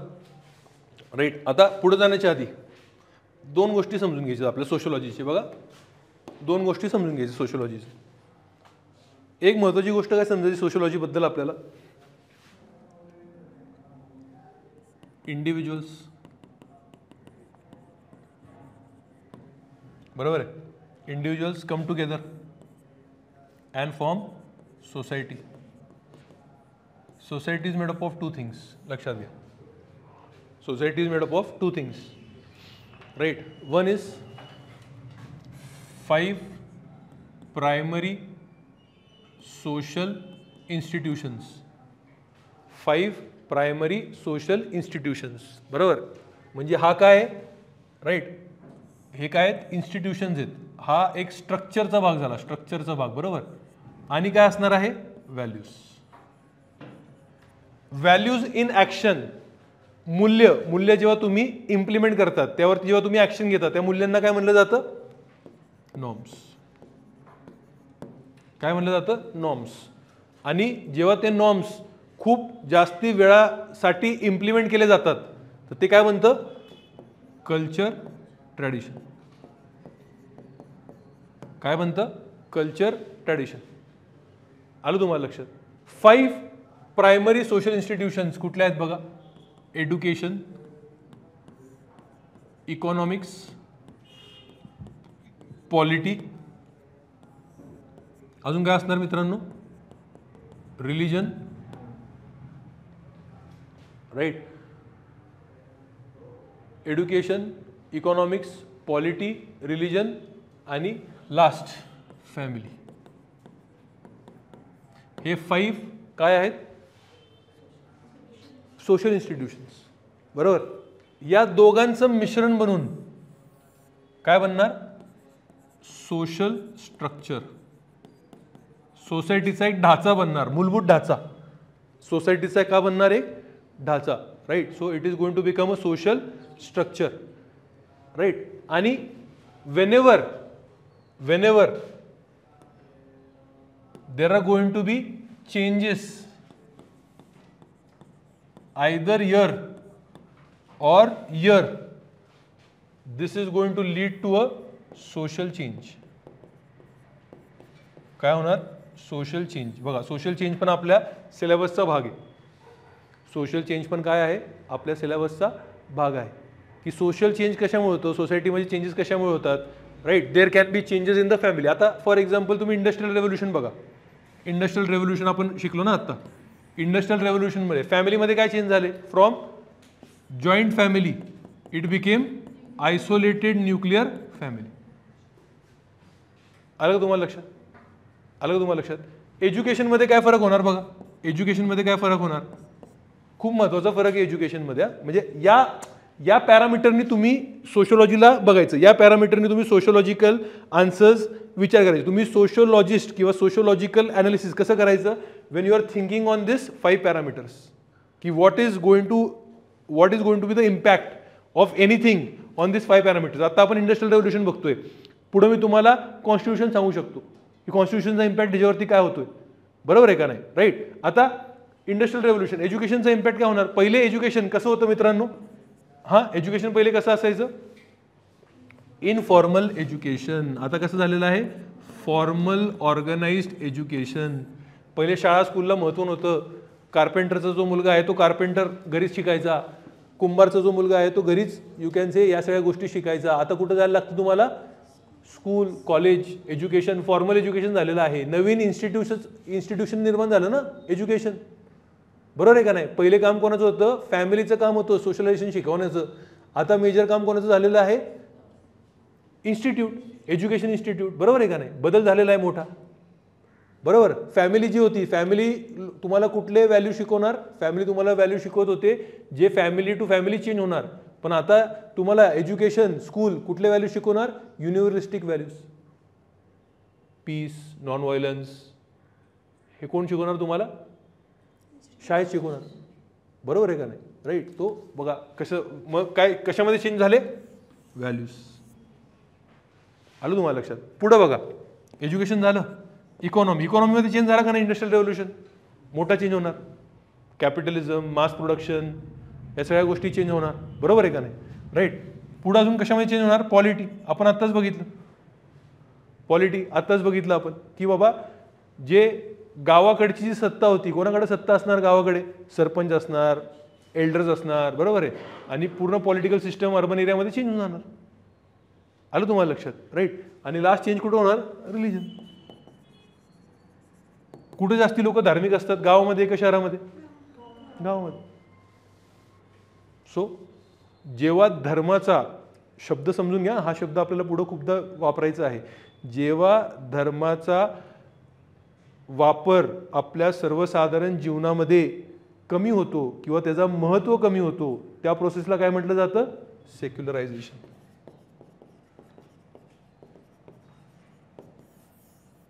काय म्हटलं जातं? सेक्युलरायझेशन. म्हणजे इंडस्ट्रियल रेव्होल्यूशनमध्ये कुठला ट्रेंड वाढणार आहे? सेक्युलरायझेशनचा ट्रेंड वाढणार आहे. The impact of religion on daily life is going to reduce. बरोबर आहे का नाही? राईट. सो हा जी काय हे जी काय यू कॅन से आपले प्रोसेसेस आहेत, बरोबर आहे, राईट, ह्याच्यामुळं काय होणार आहेत? Social change. या दोघांमध्ये बदल होणार आणि म्हणून तुमच्या सोशल स्ट्रक्चरमध्ये बदल होणार. आणि सोशल स्ट्रक्चरमध्ये बदल झाला म्हणजेच काय झालं? Social change. आणि लक्षात घ्या, sociology is nothing but why sociology is emerged. तो तुम्ही लिहू शकता ना, sociology is the product or emergence of sociology is the product of social change. आलं तुम्हाला लक्षात की सोशियोलॉजीचा उगम कशामुळे आहे? Social change. आलं तुम्हाला लक्षात? कळतंय का? समजतंय का? राईट.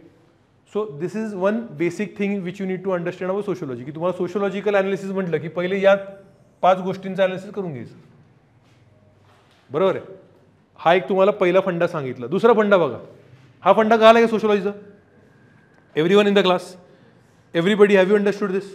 राईट. आता दुसरा फंडा बघा. सोशियोलॉजिकल ॲनालिसिस जर तुम्हाला सांगितलं तर काय करायचं आपल्याला बघा काय असतं प्रॉब्लेम काय असतो एस्पेशली पेपर 2 मध्ये GS सारखे उत्तर होतात बरोबर पॉप्युलेशन स्टडी करत असतो आपण कास्ट स्टडी करत असतो GS टाईप उत्तर होतात मग ते GS टाईप उत्तर न होण्यासाठी काय करायचं so in sociology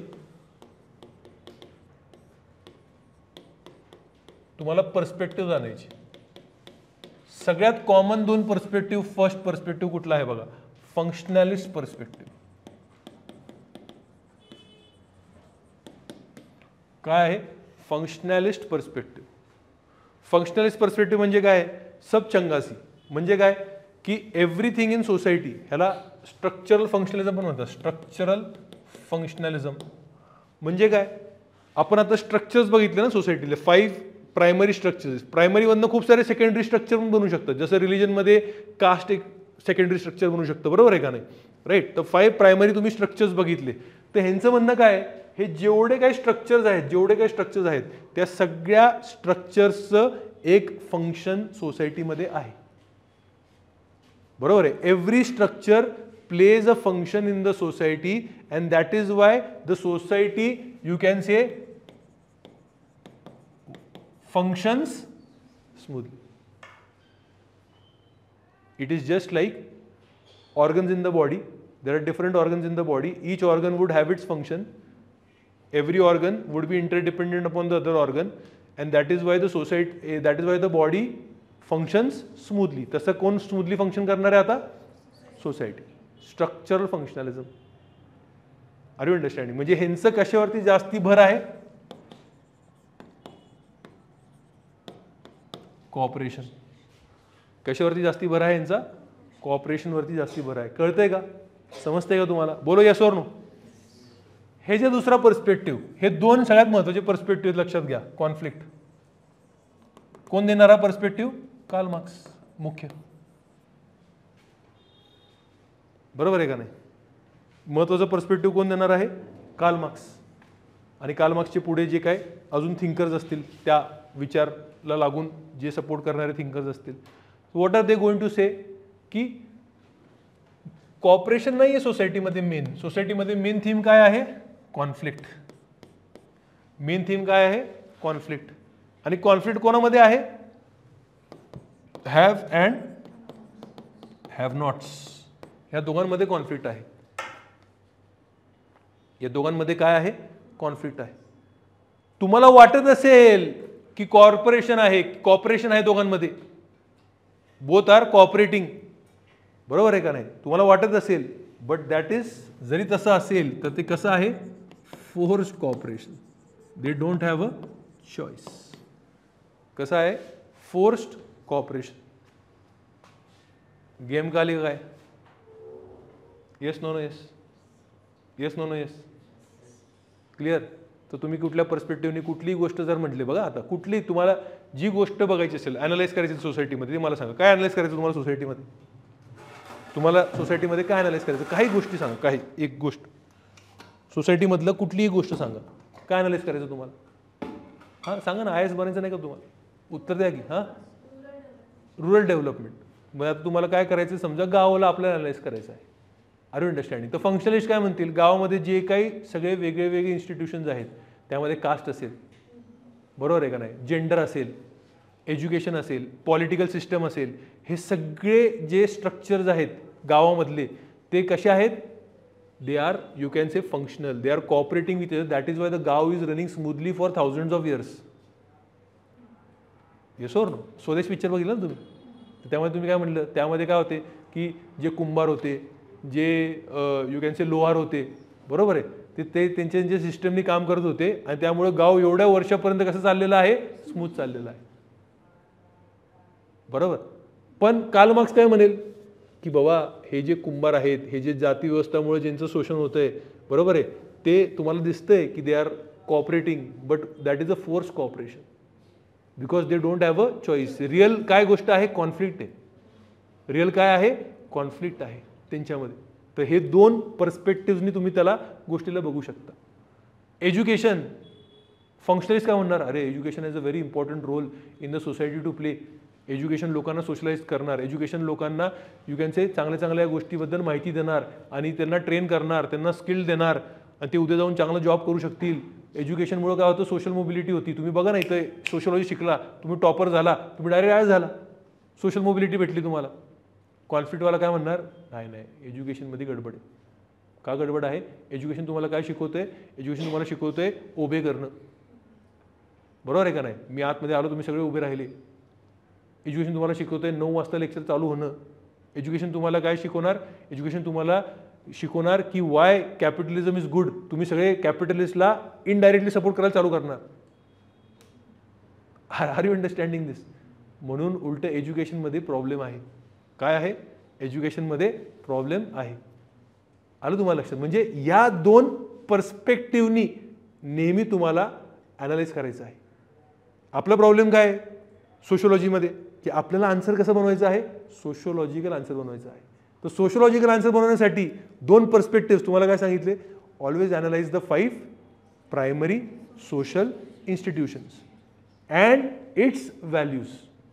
and what is the other thing, perspective. What is the first perspective, functionalist perspective. आता आपण थिंकर्स बघितले होते आपले, बरोबर आहे का नाही. तर आपण बघितलं होता की who is the real founder of sociology, Durkheim. Right. तुम्ही सगळे पुस्तकामध्ये वाचणार की बाबा August Comte came with the you can say terminology of sociology. आपण पण सगळं बघणार, origin of sociology, emergence of sociology मध्ये बघणार. पण रिअल माणूस ज्यांनी हे स्थापित केलेलं आहे तो कोण आहे, दुर्खाइम. बरोबर आहे. तर दुर्खाइमला आपण जर बघितलं तर आपण इथं टाकणार. आलं तुम्हाला लक्षात. आणि मी तुम्हाला शिकवलं की दुर्खाइमचं काम पुढे कोणी कंटिन्यू केलेलं आहे, हु हॅज कंटिन्यूड दुर्खाइम्स वर्क, कोण आहे, मर्टन. बरोबर आहे का नाही. तर मर्टन पण काय असणार,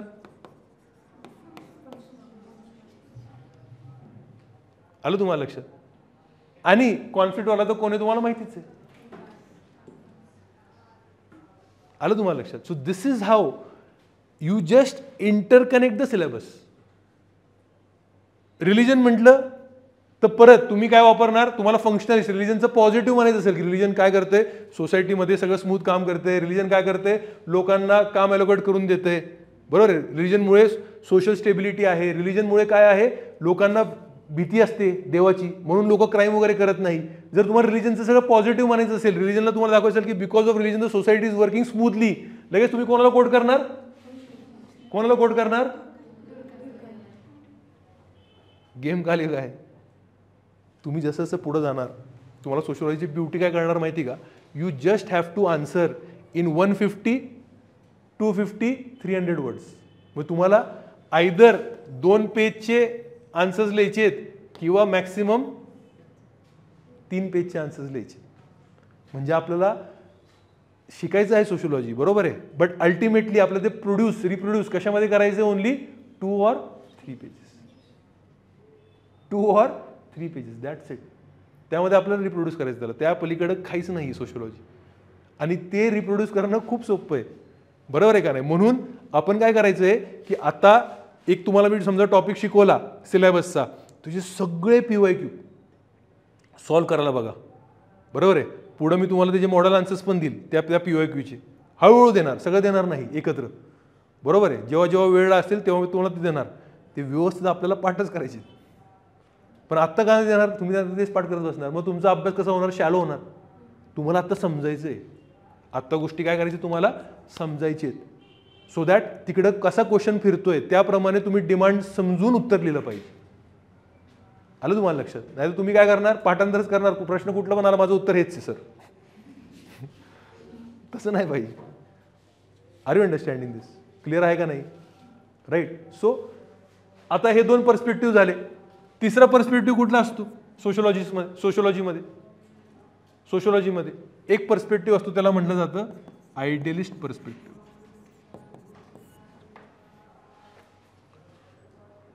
कुठनं शब्द आला, आयडिया. आयडिया कुठनं येते, कॉन्शियसनेस. आतनं येते ना तुमची आयडिया. कुठला पर्स्पेक्टिव्ह आहे, आयडियलिस्ट पर्स्पेक्टिव्ह. आयडियलिस्ट पर्स्पेक्टिव्ह म्हणजे काय, you can think. So every individual is subjective, every individual is different. कोण देणार आहे हा पर्स्पेक्टिव्ह, सांगा बरं मला. वेबर. तुम्ही सांगा आता मला. वेबरचं काम पुढं कोण कंटिन्यू करणार,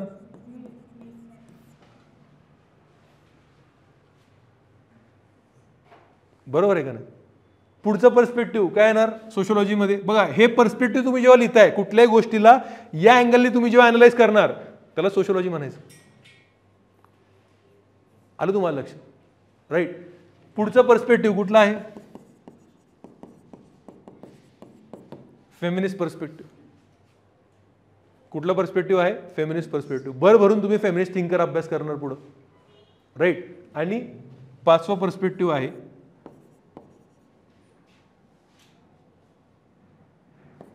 सिम्बॉलिक. असं करू आपण, सिम्बॉलिक इंटरॅक्शनिझम. परत हाच मीडला इकडे घेऊन आलो तुम्ही. सिम्बॉलिक इंटरॅक्शनिस्ट येतो. सिम्बॉलिक इंटरॅक्शनिझम हा पर्स्पेक्टिव्ह एक असतो. म्हणजे हे 5 पर्स्पेक्टिव्ह तुम्ही जर कुठल्याही इश्यूबद्दल मांडू शकला तर तुमचं उत्तर काय झालं? सोशिओलॉजिकल उत्तर झालं. आणि हे 5 पर्स्पेक्टिव्ह तुम्हाला कशाच्या कुठं अप्लाय करायचे आहेत? 5 प्रायमरी सोशल इन्स्टिट्यूशन्स. तुम्हाला स्ट्रक्चर काय का सोशिओलॉजीचं? हे असं स्ट्रक्चरने तुम्हाला उत्तर द्यायचं आहे. आता तुम्ही जेव्हा पण यू कॅन से बाहेर वावरणार, तुम्ही बाहेर फिरणार, तुमचा विचार पण करण्याची पद्धती झाली पाहिजे. What is the primary institution which I am dealing with and what is the impact? Feminist पर्स्पेक्टिव्हने काय इम्पॅक्ट होईल? कॉन्फ्लिक्ट पर्स्पेक्टिव्हने काय इम्पॅक्ट होईल? फंक्शनलिस्ट पर्स्पेक्टिव्हने काय इम्पॅक्ट होईल? सिम्बॉलिक इंटरॅक्शनिस्टनी काय होईल? आयडियलिस्ट काय म्हणतील? याच पर्स्पेक्टिव्हने आपण आता विचार करायचं चालू करायचं. न्यूजपेपरमध्ये कुठलाही आर्टिकल जर वाचला, बरोबर आहे का नाही, त्याला पण याच पर्स्पेक्टिव्हने अनालाइज करायला चालू करायचं. म्हणजे तुम्ही कुठं जाणार आहे? You are going to become more of towards sociology. आणि ह्याच्या पलीकडं काय करायचं? आता बघा, every social science has a vocabulary, has some certain words which you need to use. ते शब्द वापरायचेच तर तुम्हाला मार्क पडणार आहेत. तुम्ही जेनरिक शब्द लिहिले तर तुम्हाला मार्क पडणार नाहीत. म्हणून सोशल सायन्स एक लक्षात घ्या, त्यासाठी ती भाषा पाठ करायला लागते. ती भाषा जर आली तर तुम्हाला काय मिळणार आहेत? मार्क भेटणार आहेत. ती जर भाषा आली नाही तर तुम्हाला मार्क पडणार नाहीत. क्लॅरिटी आहे का? Everyone in the class? Yes, no, no, yes. Online students, everybody please write in the chat box. I want everybody to reply. Right. तर ह्या 2 फ्रेम्स तुम्ही लक्षात घ्या. एवढं सोपं आहे. त्या पलीकडे काय जास्ती विषय नाही. आता बघा, तुम्ही सिलेबस बघा. किती युनिट झाले आपले सिलेबसचे डिस्कशन? किती युनिट झाले? 4 युनिट झालेत. पहिला काय तुम्हाला कळालं पण नाही. 10 युनिटमधनं 4 युनिट झालेत की सोशिओलॉजीचं इमर्जन्स. दुसरं काय आहे? सायन्स. तिसरं काय आहे? Research methodology. कुठलं मेथड वापरणार? Quantitative, qualitative. बरोबर आहे का नाही? चौथं काय आहे? थिंकर्स. बरोबर आहे का नाही? आता पुढचे जे 6 युनिट्स असणार आहेत, लक्षात घ्या, 6 युनिट्स असणार आहेत पुढचे. त्यामधले 5 युनिट हे कसले असणार आहेत? 5 primary social institutions. 5 primary social institutions. तुम्ही काय स्टडी करणार? एक म्हणजे फॅमिली, एज्युकेशन म्हणजे त्याला सोशल चेंज तुम्ही म्हणू शकता. Are you understanding this? की what leads to social change. Right. Economy, polity, religion, family, हे स्टडी करणार आहे तुम्ही. Are you understanding this? तुमची जर पुढचा सिलेबस तुम्ही जर बघितला पूर्ण, राईट, एक जो फक्त विषय राहतो दॅट इज स्ट्रॅटिफिकेशन. एव्हरी सोसायटीमध्ये काय असणार? Society is never going to be equal. Every society is going to be. आणि ही जी इनइक्वॅलिटी आहे सोसायटीची, ती कुठल्या बेसिसवरती आहे? कशाच्या आधारे आहे? तर तो आधार आपल्याला स्टडी करायचा आहे. बरोबर आहे. आपल्याला माहिती आहे की Indian society is unequal on the basis of caste and the western society is unequal on the basis of economy. So it is class. बरोबर आहे का नाही? तुम्हाला इथं असणार आहे बघा, what are the dimensions class. बरोबर आहे का नाही? राईट. पुढे अजून काय काय डायमेन्शन्स येतात बघा. स्टेटस. वेबर सांगतो. क्लास कोण म्हणणार? Karl Marx. बरोबर आहे का नाही? वेबर काय सांगतो की कार्ल मार्क्स, तुम्ही काय खूप सिंपल तुमचं थिंकिंग आहे. तुम्ही फक्त सगळं क्लासचे विचार केलं, पण क्लास नसतो सोसायटीमध्ये. सोसायटीमध्ये 3 गोष्टी असतात. क्लास असतो, जो तुमचा इकॉनॉमी दर्शवतं, स्टेटस असतं जे तुमची सोसायटी लेवल दर्शवतं. म्हणजे बघा, ब्राह्मण गरीब असला तरी त्याची स्टेटस कशी आहे? हाय स्टेटस, बरोबर आहे का नाही? आणि तिसरं काय असतं? पॉवर, पॉलिटिकल पॉवर, बरोबर आहे का नाही? नरेंद्र मोदी, त्याच्या बँक अकाउंटमध्ये 2000 रुपये असतील, पण म्हणाल का की बाबा लईच बाबा वंचित आहेत, शोषित आहेत, पीडित आहेत, म्हणाल का कोणी? काय त्यांच्याकडं? आलं तुम्हाला लक्षात? क्लिअर आहे का नाही? राईट. अजून एक कशाच्या आधारे इनइक्वालिटी होते? जेंडर. अजून कशाने आधारे होते? आता इथं तुम्हाला एथनिसिटी आणि रेसचं पण कन्सिडर, म्हणजे बघा, मी तुम्हाला एक पहिलं लेक्चर घेतलेलं आहे, या लेक्चरवरनं तुम्हाला सगळं सोशली समजून जाईल. एथनिसिटी म्हणजे काय असते? पहिले कन्सेप्ट होता रेसचा. पहिले कन्सेप्ट कसला होता? रेस. एथनिसिटी हा जास्ती वर्ड शब्दच नव्हता, बरोबर आहे. पण काय झालं? रेसचा हा जो शब्द आहे, त्या शब्दांवरनं हिटलरनी लईच, आपल्याला माहिती ना काय केलं त्यांनी? नरसंहार केला ना पूर्ण त्यांनी. काय ते ज्यूजचं कम्प्लीट माणूस टाकले त्यांना. ज्यूजला कशावरनं मारलं? रेशियल थेरीवरनं मारलं, की ज्यूज आर रेशियली इन्फिरियर. प्लस युरोपमध्ये नेहमीच रेसिझमचा प्रॉब्लेम होता, ब्लॅक व्हाईट, म्हणून रेस हा जो संकल्पना आहे, आणि रेस ही संकल्पना अँथ्रोपोलॉजिस्ट लोकांनी लय उचलून धरली. म्हणून अँथ्रोपोलॉजी हा जो विषय आहे तो आता almost you can say dead आहे. का? कारण की अँथ्रोपोलॉजीचं मेन कन्सेप्ट होती रेस. आणि अँथ्रोपोलॉजी काय म्हणायची? Race is a biological concept. Race is a biological concept, की वेगळ्या रेसचं वेगवेगळ्या बायोलॉजिकल डायमेन्शन असणार. एक रेस असेल तर त्याचं स्कल एवढं असेल, स्कल मोठा असेल म्हणजे तो जास्ती हुशार आहे, त्याचा IQ जास्ती असेल. एक रेस आहे त्याची हाईट जास्ती आहे म्हणजे तो जास्ती सुपिरियर आहे. एक रेस जे आहे ते व्हाईट कलर आहे, जास्ती सुपिरियर आहे. त्यांनी आपल्यावरती राज्य केलं होतं ना, मग त्यांना दाखवायचं होतं की आम्ही काय तुमच्यापेक्षा सुपिरियर, बरोबर आहे का नाही? म्हणून जे व्हाईट आहेत they are more Superior than the brown and the blanks. या सगळ्या रेसच्या संकल्पनांमुळं पूर्ण जगामध्ये काय झालं? प्रॉब्लेम झाले, बरोबर आहे का नाही? म्हणून तुम्ही हा पण पिक्चर बघितला नाही, बरोबर आहे का नाही? तो हॉटेल रवांडा बघितला का तुम्ही? पिक्चर नाही बघितला तुम्ही? काय हॉटेल रवांडा? रवांडामध्ये काय झालं होतं? रवांडामध्ये कोणामध्ये यू कॅन से झाले होती भांडणं? 2 रेस होते.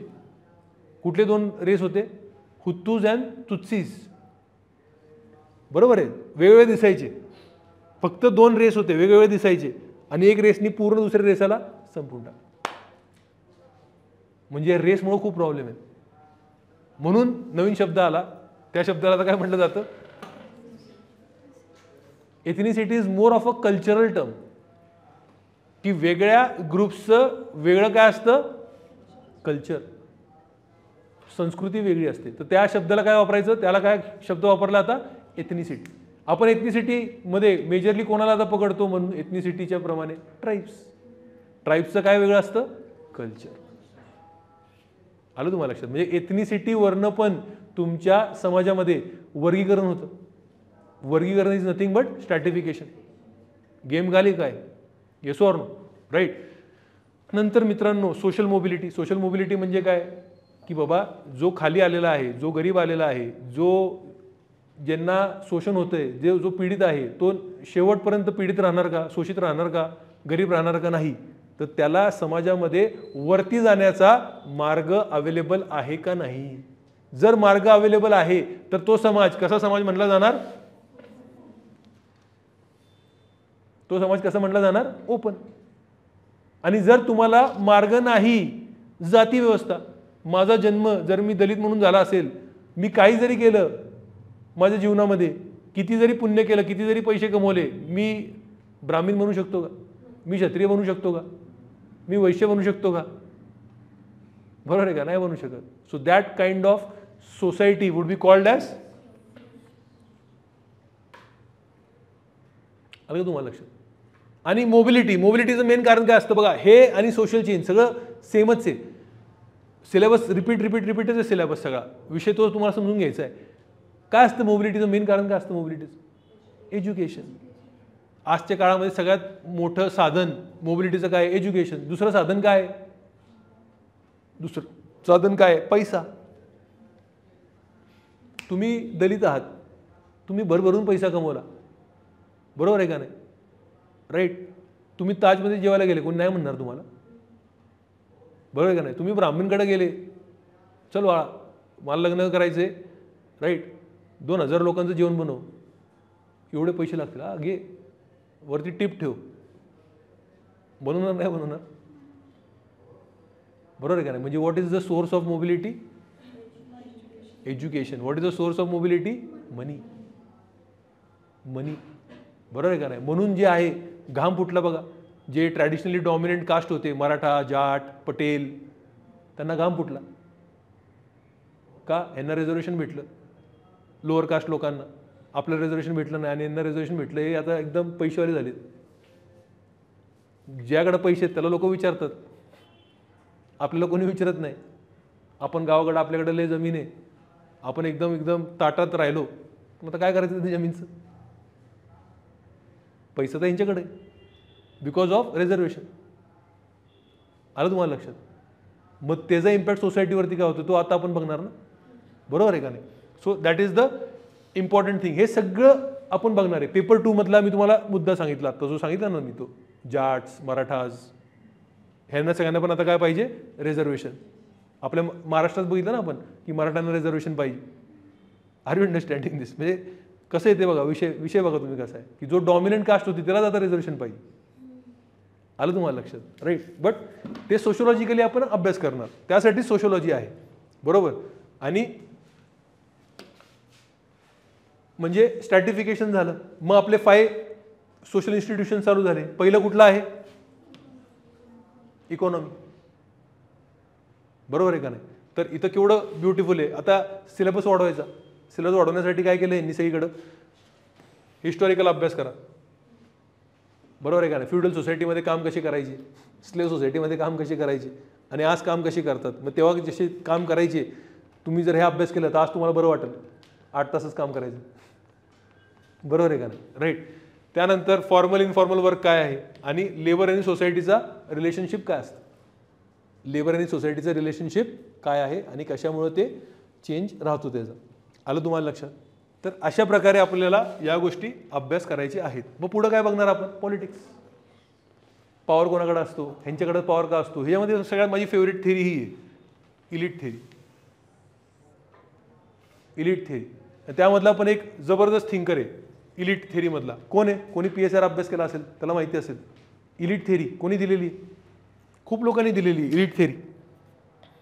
Yes, online students who has given the elite theory? Arya, Ashwini, Nikhil, तनाया. Elite theory कोणी दिलेली? खूप जण आहेत. एक म्हणजे CW मिल्स आहे. हा म्हणतो अमेरिकामध्ये कोण कोण इलिट आहेत आणि तेच इलिट काय आहेत. आलं लक्षात? राईट. त्यानंतर इलिट थेरी देणारे मायकल म्हणून आहे. ऑलिगार्की ही जी थेरी आहे, ऑलिगार्की खूप जबरदस्त थेरी. ऑलिगार्की म्हणजे तो म्हणतो तुम्ही कुठलंही इन्स्टिट्यूशन बघा, तुम्ही कुठलीही राज्य करण्याची पद्धत बघा, डेमोक्रेसी बघा, डिक्टेटरशिप बघा, काही बघा, या सगळ्यामध्ये अल्टिमेटली काय काय निर्माण होणार आहे? ऑलिगार्की. ऑलिगार्की म्हणजे काय? ऑली म्हणजे काय असतं?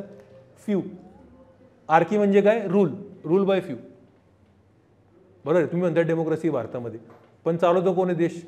एक 10 जण चालवत असतील. अमित शाह, मोदी, हेच चालवत असतील ना. ऑन पेपर काय आहे इंडियामध्ये? डेमोक्रेसी. चायनामध्ये काय? डिक्टेटरशिप. चायनामध्ये पण काय असेल तसेच 10 लोक असतील, ते पूर्ण देशावर असतील. मग तुम्ही कुठली सिस्टम आणा, इन द एंड पॉवर काय करणार आहे? Power is going to get concentrated in the few hands and they are going to run the system. आलं तुम्हाला लक्षात? म्हणजे एक से एक असे थेरीज आहेत जे आपण बघितलं ना आणि जे आपण जर अप्लाय केले आपल्या जीवनामध्ये, रोजच्या जीवनामध्ये, ते आपले फंडे डोळे उघडतात. आपले डोळे उघडणार आहे असं आहे का? आपल्याला वाटतं की rule by the people, for the people, of the people. म्हणजे ते पुस्तकी झालं. ते काय झालं? पुस्तकी झालं. Are you understanding this? Right. आणि अजून एक थेरी खूप भारी आहे, 80-20 रूल. 80-20 रूल की सोसायटीमध्ये आजपर्यंत अशी कुठली सोसायटी नाही झालेली की ज्यामध्ये 20% जास्ती क्रीम आहे लोक. 80% बरोबर मॅक्सिमम जे इलेट असणार आहेत ते किती असणार आहेत 20%. बाकी सगळी काय असणारी जनताच असणार आहे. तर तुम्हाला या 20% मध्ये याच्यात तुम्ही काय केलं पाहिजे. आता तुम्ही काय करताय, तुम्ही अभ्यास करताय, आय एस बनायचं तुम्हाला, बरोबर आहे का नाही. आय एस का बनायचं, because you want to become the elite. What do you want to become elite. Elite बनायचं ना तुम्हाला. का तुम्हाला जनतेमध्ये राहायचं नाहीये, तुम्हाला जनतेसारखं नॉर्मल जीवन जगायचं नाही. You want to become elite. Elite का बनायचं तुम्हाला, आय एस का बनायचं. सर एक जण मला म्हणला, सर आय एस का बनायचे, ते टोलवरती भरायचं नाही सर आपलं टॅक्स. म्हणलं फंडा क्लिअर आहे, तू बनशील आय एस. आपल्याला सर VIP लाईनमध्ये थांबायचं नाही सर, म्हणून आय एस बनायचं. आपलं आपली फॅमिली गेली की डायरेक्ट आज जायला पाहिजे कुठं पण, म्हणून आय एस बनायचं. म्हणलं ज्यांचे फंडे क्लिअर आहेत ते जाणार. म्हणजे तुम्हाला काय कुठं जायचं. You want to become in the 20% of the society.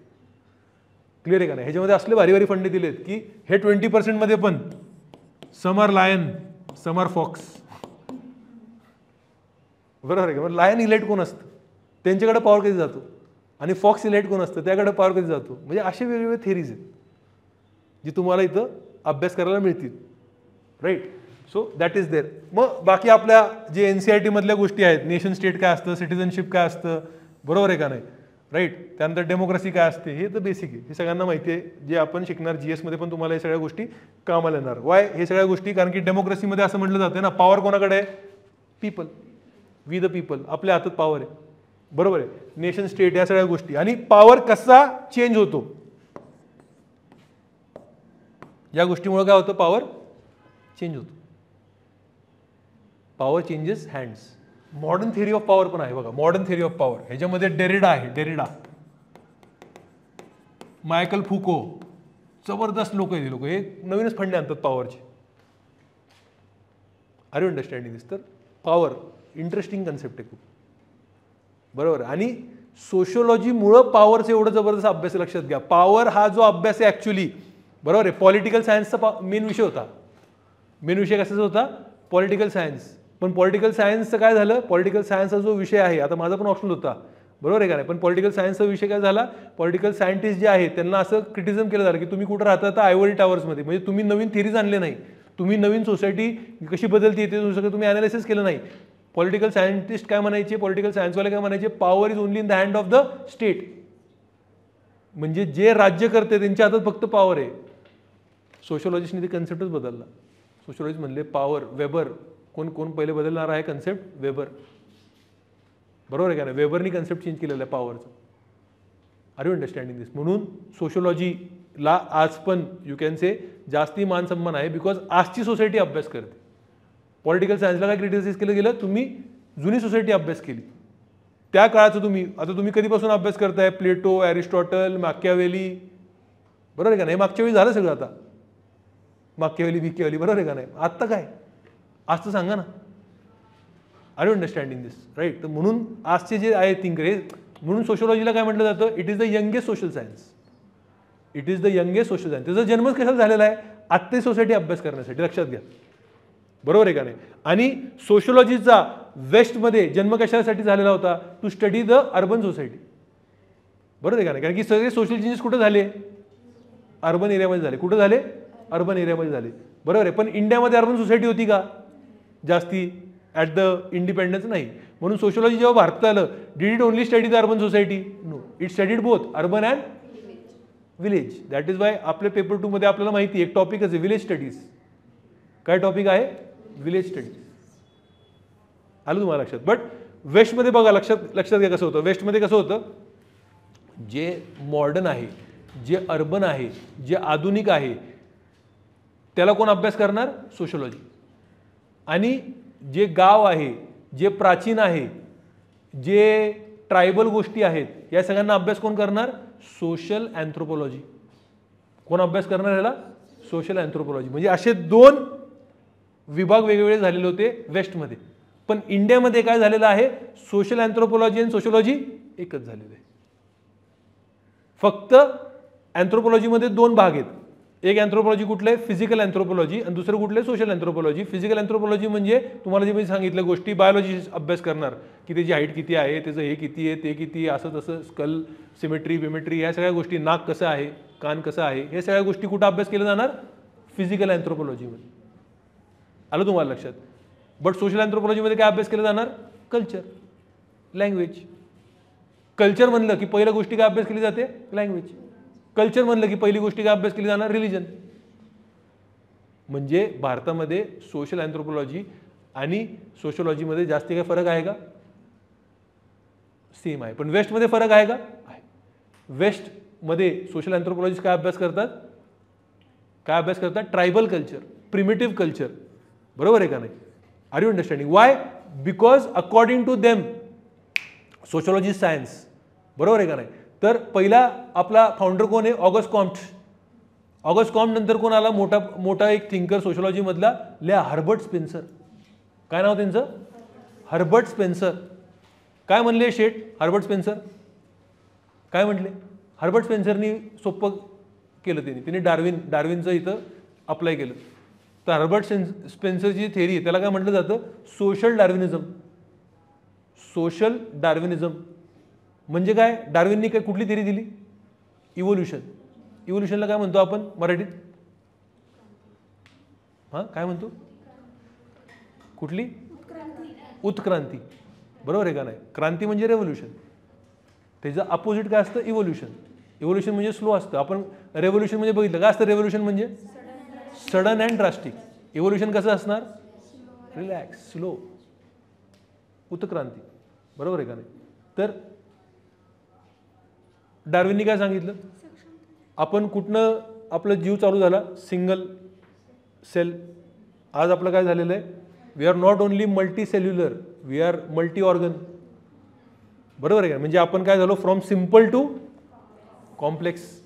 तसंच सोसायटी पण, हे जे जिंगला लहू आहे, ट्रायबल लोक, बरोबर आहे का नाही, तर ते कसे होणार आहेत, सिम्पल. ती सोसायटी कशी जाणार आहे, कॉम्प्लेक्स. R you understanding. म्हणून जे इंग्लंडचे लोक जिथं इंडस्ट्रियल रेव्होल्युशन झालेलं आहे, बरोबर, जिथं अर्बनायझेशन झालेलं आहे, ते कॉम्प्लेक्सकडे गेलेले आहेत, आणि भारतीय लोक अजून कुठे राहिलेले आहेत, सिम्पल. म्हणून कोण जास्ती ॲडव्हान्स्ड आहेत, ब्रिटिश लोक. आणि त्यांचं काम आहे की बाकीच्या लोकांना काय केलं पाहिजे, ॲडव्हान्समेंटकडं घेऊन जायला पाहिजे. यालाच काय म्हटलं जातं, व्हाईट मॅन्स बर्डन. यालाच म्हटलं जातं व्हाईट मॅन्स बर्डन. परत ह्याच्यामध्ये तुम्हाला काय दिसतंय, रेशलिझम दिसतंय. काय दिसतंय ह्याच्यामध्ये तुम्हाला, रेशलिझम दिसतंय. बरोबर आहे का नाही. रेसचा कन्सेप्ट आला ना, की white is a superior race. ते कॉम्प्लेक्स सोसायटीपर्यंत पोहोचलेत. बरोबर आहे का नाही. आलं तुम्हाला लक्षात. तर हर्बर्ट स्पेन्सर आणि या सगळ्या गोष्टींमुळं काय झालेलं आहे, की जी प्रिमिटिव्ह सोसायटी अभ्यास करणार ते कोण करणार, सोशल अँथ्रोपॉलॉजिस्ट. बरोबर आहे का नाही. तिथे अँथ्रोपॉलॉजी अभ्यास करणार. आणि मॉडर्न सोसायटी कोण अभ्यास करणार, जी कॉम्प्लेक्स सोसायटी आहे. म्हणून मॉडर्न सोसायटीला कुठली सोसायटी म्हटलं जातं, कॉम्प्लेक्स सोसायटी. कुठला शब्द वापरला जातो, कॉम्प्लेक्स सोसायटी. ह्याचा कोण अभ्यास करणार, कोण अभ्यास करणार ह्याचं, सोशोलॉजिस्ट. गेम का आली का काय, अरे बोलो, yes no no yes, everybody in the class, right. आता काय पॉलिटिक्स झालं, हे सगळं झालं, राईट.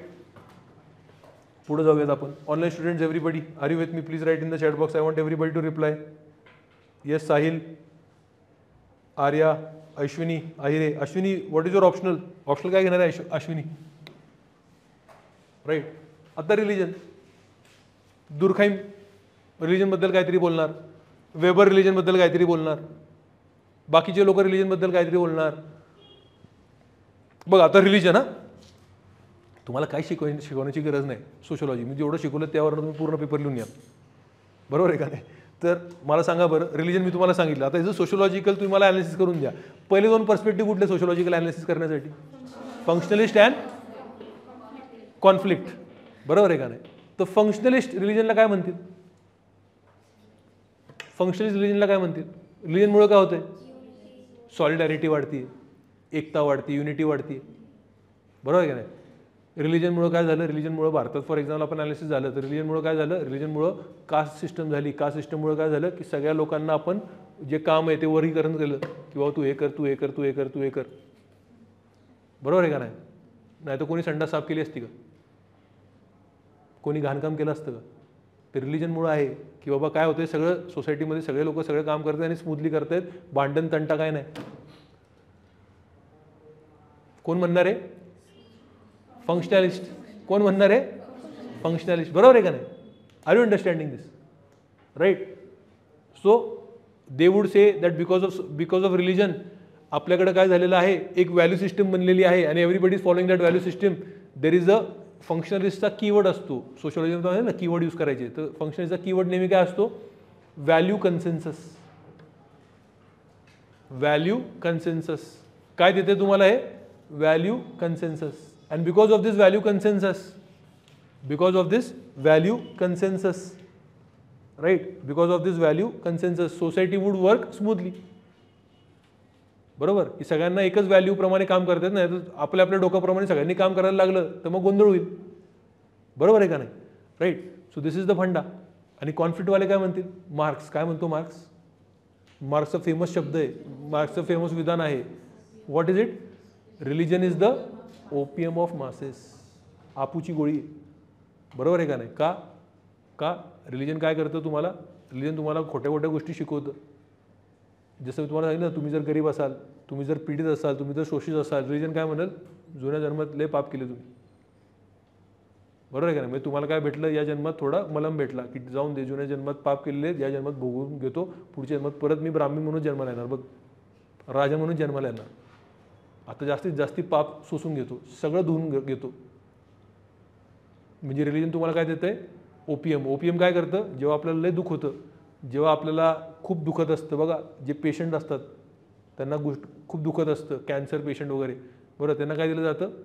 मॉर्फिन दिलं जातं का नाही? मॉर्फिन. का? तुमचं जे दुःख आहे, पेन आहे, ते काय करणार? ते गायब करणार. आर यू अंडरस्टँडिंग दिस? तर म्हणून हा रिलिजन वापरला जातोय. आणि या रिलिजनमुळं लक्षात घ्या, मार्क्स काय म्हणणार? मार्क्सचा कीवर्ड सगळं वापरायचं आपल्याला. It would create false consciousness. काय क्रिएट करणार? False consciousness. Religion would create a false consciousness. Right. What is a false consciousness? What is a false consciousness म्हणजे काय असतं? It is going to create a wrong understanding among the people. बरोबर आहे का नाही? लोकांना रियालिटीपासून लांब ठेवणार. बरोबर आहे का नाही? रियालिटीपासून, की तुम्ही गरीब का आहात कारण की मी तुमचं शोषण करतो, ही रियालिटी आहे. पण याच्यापासून तुम्ही काय राहणार? लांब राहणार. You will remain away from the reality. You will not understand the reality and that is Y you will not prostate, you will not rebel. तुम्ही नेहमी माझ्या नियंत्रणामध्ये राहणार कारण की तुम्ही मला ब्लेम नाही करत आहे, मी तुमचं शोषण करतो. तुम्ही मला ब्लेम करणार का? नाही. तुम्ही कोणाला ब्लेम करणार? देवाला किंवा स्वतःला. मीच पाप केले ना. R you understanding this? So what is religion creating? False consciousness. आणि रिलिजनमुळं सोसायटीमधलं जे रिअल कॉन्फ्लिक्ट आहे ते बाहेर येत नाही. आलं का नाही लक्षात तुम्हाला? म्हणजे दोन पर्स्पेक्टिव्ह आले तुम्हाला, झालं एक लेक्चरमध्ये पेपर वन कम्प्लीट. ह्याच्या पलीकडे काय शिकायचंच नाही आपल्याला असं वाटेल तुम्हाला. बरोबर आहे का नाही? Right. So sociological theories of religion. आलं लक्षात तुम्हाला? सोशिओलॉजिकल थिअरीज ऑफ रिलिजन म्हणजे काय? आलं का तुम्हाला लक्षात? राईट. Types of religion. आता सिलेबस वाढवायचा आहे तर टाइप्स ऑफ रिलिजन, ॲनिमिझम काय होतं, मोनिझम काय होतं, प्लुरलिझम काय होतं, टाइमपास आहे सगळा. आता हे महत्वाचं आहे बघा, सेक्ट्स आणि कल्ट्स. हे लय महत्वाचे.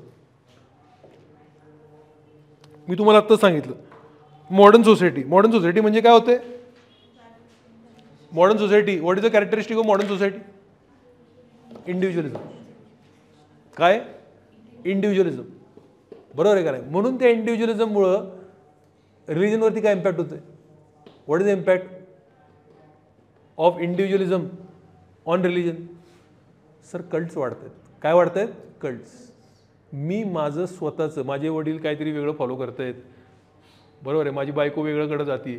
माझी बायको कुठं गेली बाबा? ब्रह्मकुमारी. बरोबर आहे. माझे वडील कुठं गेले? स्वामीनारायण. मी कुठे गेलो? सद्गुरू. बरोबर आहे का नाही? कोणी आसाराम बापूकडे नाही गेलं तर बरं आहे. क्लिअर आहे का नाही? So everybody wants to find their own version of truth. Everybody wants to find out what is their religion. What does the religion mean? म्हणून राईज ऑफ काय झालेलं आहे, कल्ट्स. Rise of cults. कोणी ते बाबा रामदेवला फॉलो करते बघा. आजकाल ते इंस्टाग्रामवरती दुसरा बाबा आलाय, तो सगळं येल्लो येल्लो करतो, येल्लो येल्लो फिरतो बघा. ते कपडे येल्लो असतात, सगळं येल्लो चेहरा असतो. काय त्यांचं नाव आहे, प्रेमानंद. बरं, नाव चांगलं आहे, प्रेमानंद. आम्हाला देवानंद माहिती होती.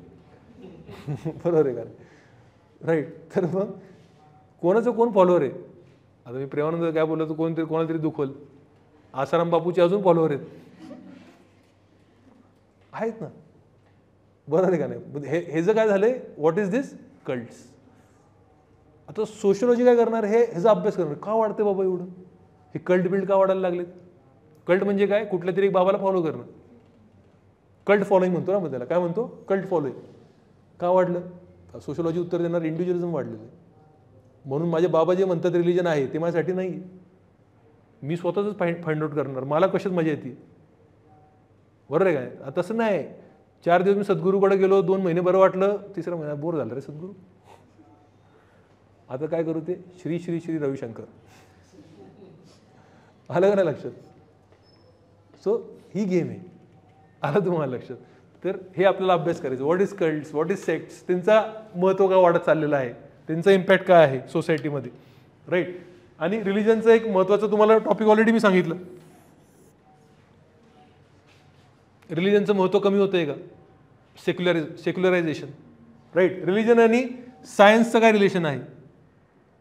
रिलिजनचं महत्त्व कोण कोण म्हणाल ना, हे वाढत चाललंय बघा. त्यामुळं रिलिजन काय चाललेलं आहे, रिवाइव्ह होत चाललेलं आहे. कोण म्हणाल रिलिजन डिक्लाइन होते, कोण म्हणते रिलिजन रिवाइव्ह होते. आर यू अंडरस्टँडिंग दिस. आणि कोण तर म्हणते बाबा फंडामेंटलिझम, टेररिस्ट, कट्टरवाद.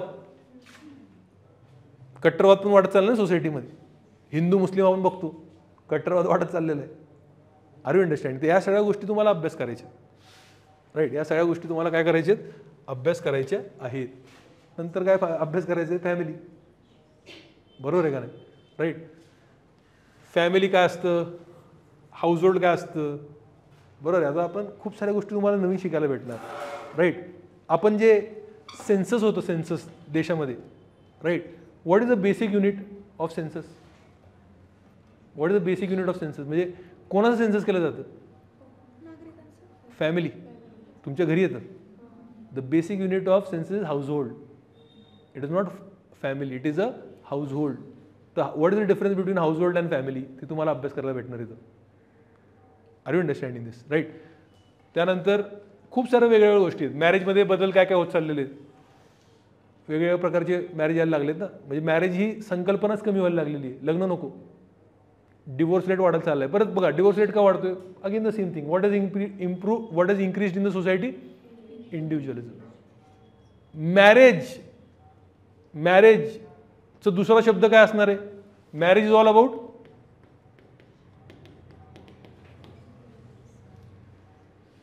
About sacrifice. बरोबर आहे का नाही. कुठल्या हॉटेलमध्ये जायचं, हॉटेलमध्ये कुठल्या जागी बसायचं, त्या जागेवरती बसल्यानंतर मेनूमधनं काय ऑर्डर करायचं, बरोबर आहे का नाही. हे तुमच्याप्रमाणे होणारच नाही. कपडे कुठले घालायचे, किती वाजता उठायचं, किती वाजता झोपायचं, तुम्हाला कसली सवय लागलेली, तुम्हाला तुमच्याप्रमाणे तुमचं जीवन जगण्याची सवय लागलेली. आता जर ह्या सगळ्या गोष्टी जर बदलल्या, नाही आज चायनीजच खायचं, नाही आज साऊथ इंडियनच खायचं, तुम्हाला साऊथ इंडियनबद्दल असे उलटे यायला लागले बघून, पण खायला लागणार. आलं का नाही लक्षात. So marriage is all about what, sacrifice. पहिली सिस्टम कशी होती बघा. आता मी ते समाजसुधारक शिकवत होतो, समाजसुधारक MPSCच्या याच्यामध्ये, बरोबर आहे. समाजसुधारक तर सगळ्या समाजसुधारक जे होते त्या काळातले, त्यांचे लग्न कधी झाले, 8 वर्ष 11 वर्ष, बरोबर आहे. मी शिकवलं फर्स्ट डॉक्टर ऑफ इंडिया कोण आहेत, आनंदीबाई गोपाल जोशी, बरोबर आहे. कधी लग्न झालं त्यांचं, she got married at a young age of 10 years 11 years, काहीतरी असे 9 वर्षाचे असतील तेव्हा लग्न झालं त्यांचं. किती आपण शिकलो ना, 8 का 10 वर्ष असं काहीतरी लग्न होतं, बरोबर आहे का नाही, राईट. त्यामध्ये काय होतं, तुमची इंडिव्हिज्युअलिझम काय येणारच नाही. एकदा लग्न झालं, नवरा जसं म्हणाल तसंच. आता तुमचं लग्न काय ॲव्हरेज एज काय वयात तुम्ही लग्न करता आजकाल? तुमच्या अवतीभोवती तुम्ही बघितलं असेल तुमचे मित्र वगैरे, काय काय वय असतं लग्न करतात? 20, 25, 26, 27, बरोबर आहे का नाही? आनंदीबाई किती वर्षाची होते? 9 वर्षाची. मग तुम्ही इंटू 3 झाले, म्हणजे तुम्ही 3 टाइम्स जास्ती इंडिव्हिज्युअलिझम तुम्ही अनुभवलेलं आहे. प्लस तुम्हाला इकॉनॉमिक फ्रीडम आहे, सगळ्याच गोष्टीची फ्रीडम आहे. मग आता 27 नंतर तुम्ही लग्न करून दुसऱ्याच्या घरी जाणार, मग किती अडॅप्ट करू शकणार? त्यालाच अडॅप्ट करायला लावणार, बरोबर आहे का नाही? मग काय होणार? क्लॅश होणार का नाही होणार? क्लॅश. म्हणून काय वाटणार? Divorce. Right. What is the cause? Individualism. Everybody has got a aspiration. The more the society becomes individualistic, what loses in the society? The value of and traditional Indian value. फक्त लग्नाचं नाही म्हणत आहे, सोसायटीची value काय होती? Sacrifice. तू विचार करा, तो सतीची स्टोरी ऐकली असेल आपण. कोण मेला त्या सतीच्या स्टोरीमध्ये? त्याचा पती मेला. आणि सती कुठपर्यंत जाते? त्या यमाला कंट्री सोडतच नाही त्याला. यमाला काय झालं बाळा? हा, सावित्री, बरोबर आहे का नाही? तर सोडतच नाही शेवटपर्यंत. लक्षात ठेवा तुम्ही. म्हणजे आता तर तो पती गेला की खुश होते, बरं झालं राव, परत फ्री झाली मी, लयच आपल्याला बोर करायचा.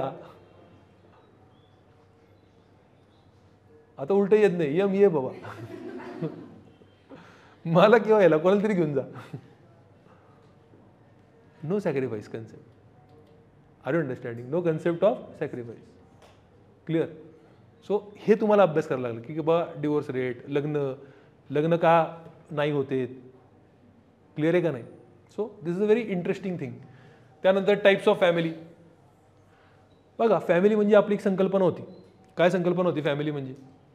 काय तुमच्या डोक्यात फॅमिली म्हणजे काय? हातवरती करा बरं, सांगा. What is family according to you? हां, emotional attachment. What is family? अजून कोणाला काय सांगायचं का फॅमिलीबद्दल? What is family according to you? Nobody. काय असते फॅमिली म्हणजे? काय असते? स्ट्रेंथ. ओके. अजून काय?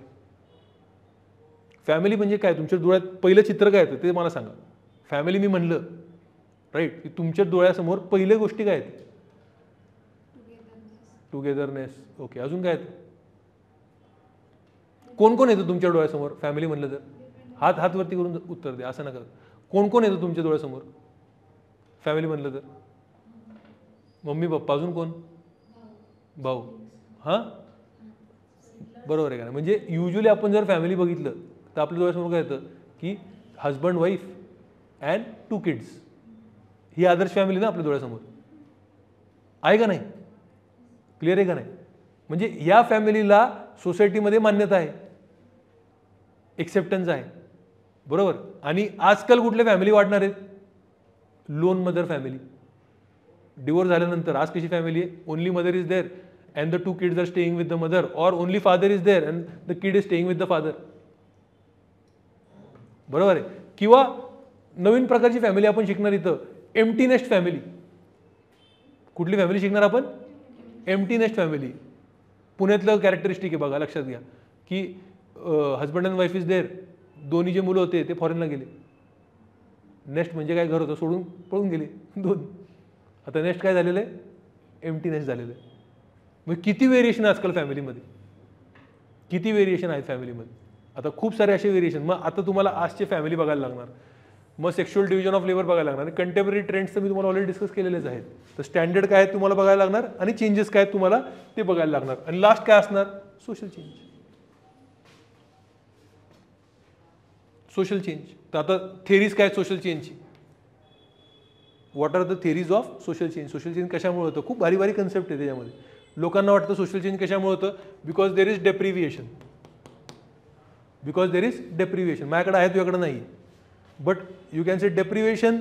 मग एक जण म्हणतं नाही, सोशल चेंज कशामुळे होतं? Relative deprivation. Relative deprivation. दोघांचं पोट भरलेलं आहे, बट एकाला वाटते बघा, दोन भाऊ असतात, कशाला लढतात, त्याला जास्ती फायदा भेटला, दोघं सुखी आहेत, पण लढणार का? मला वाटतं आय एम ॲट लॉस, बरोबर आहे का नाही? Relative deprivation. दुसरे म्हणतात की हे सगळं काय नसतं, तुमचं सोशल चेंजसाठी तुम्हाला जो प्रोटेस्ट असतो, ॲजिटेशन असतं, ते कोण उभं करू शकतो? ज्याकडे रिसोर्सेस आहेत. तुम्ही कितीही डिप्राइव्ड असाल, तुमच्याकडे काही साधनं नसतील, पण तुमच्याकडे जिथपर्यंत रिसोर्सेस नाही, यू कॅनॉट प्रोटेस्ट. क्लिअर आहे नाही? सो हे सगळे थेरीज शिकायचे तुम्हाला. त्यानंतर हा कन्सेप्ट जो आहे डेव्हलपमेंट अँड डिपेंडन्सी. डेव्हलपमेंट हा कन्सेप्ट कॅपिटलिस्टचा आहे, बघा लक्षात घ्या, आणि डिपेंडन्सी हा कन्सेप्ट कोणाचा आहे? Communist. Right. Agents of social change आपल्याला माहिती आहे, एज्युकेशन, कॉन्स्टिट्यूशन, राईट. एजुकेशन आलंच. Science and technology can be agent of social change. तो आज का यही एजेंडा था. 2 घंटों में आपको पेपर 1 पूरा डिकोड करके देना.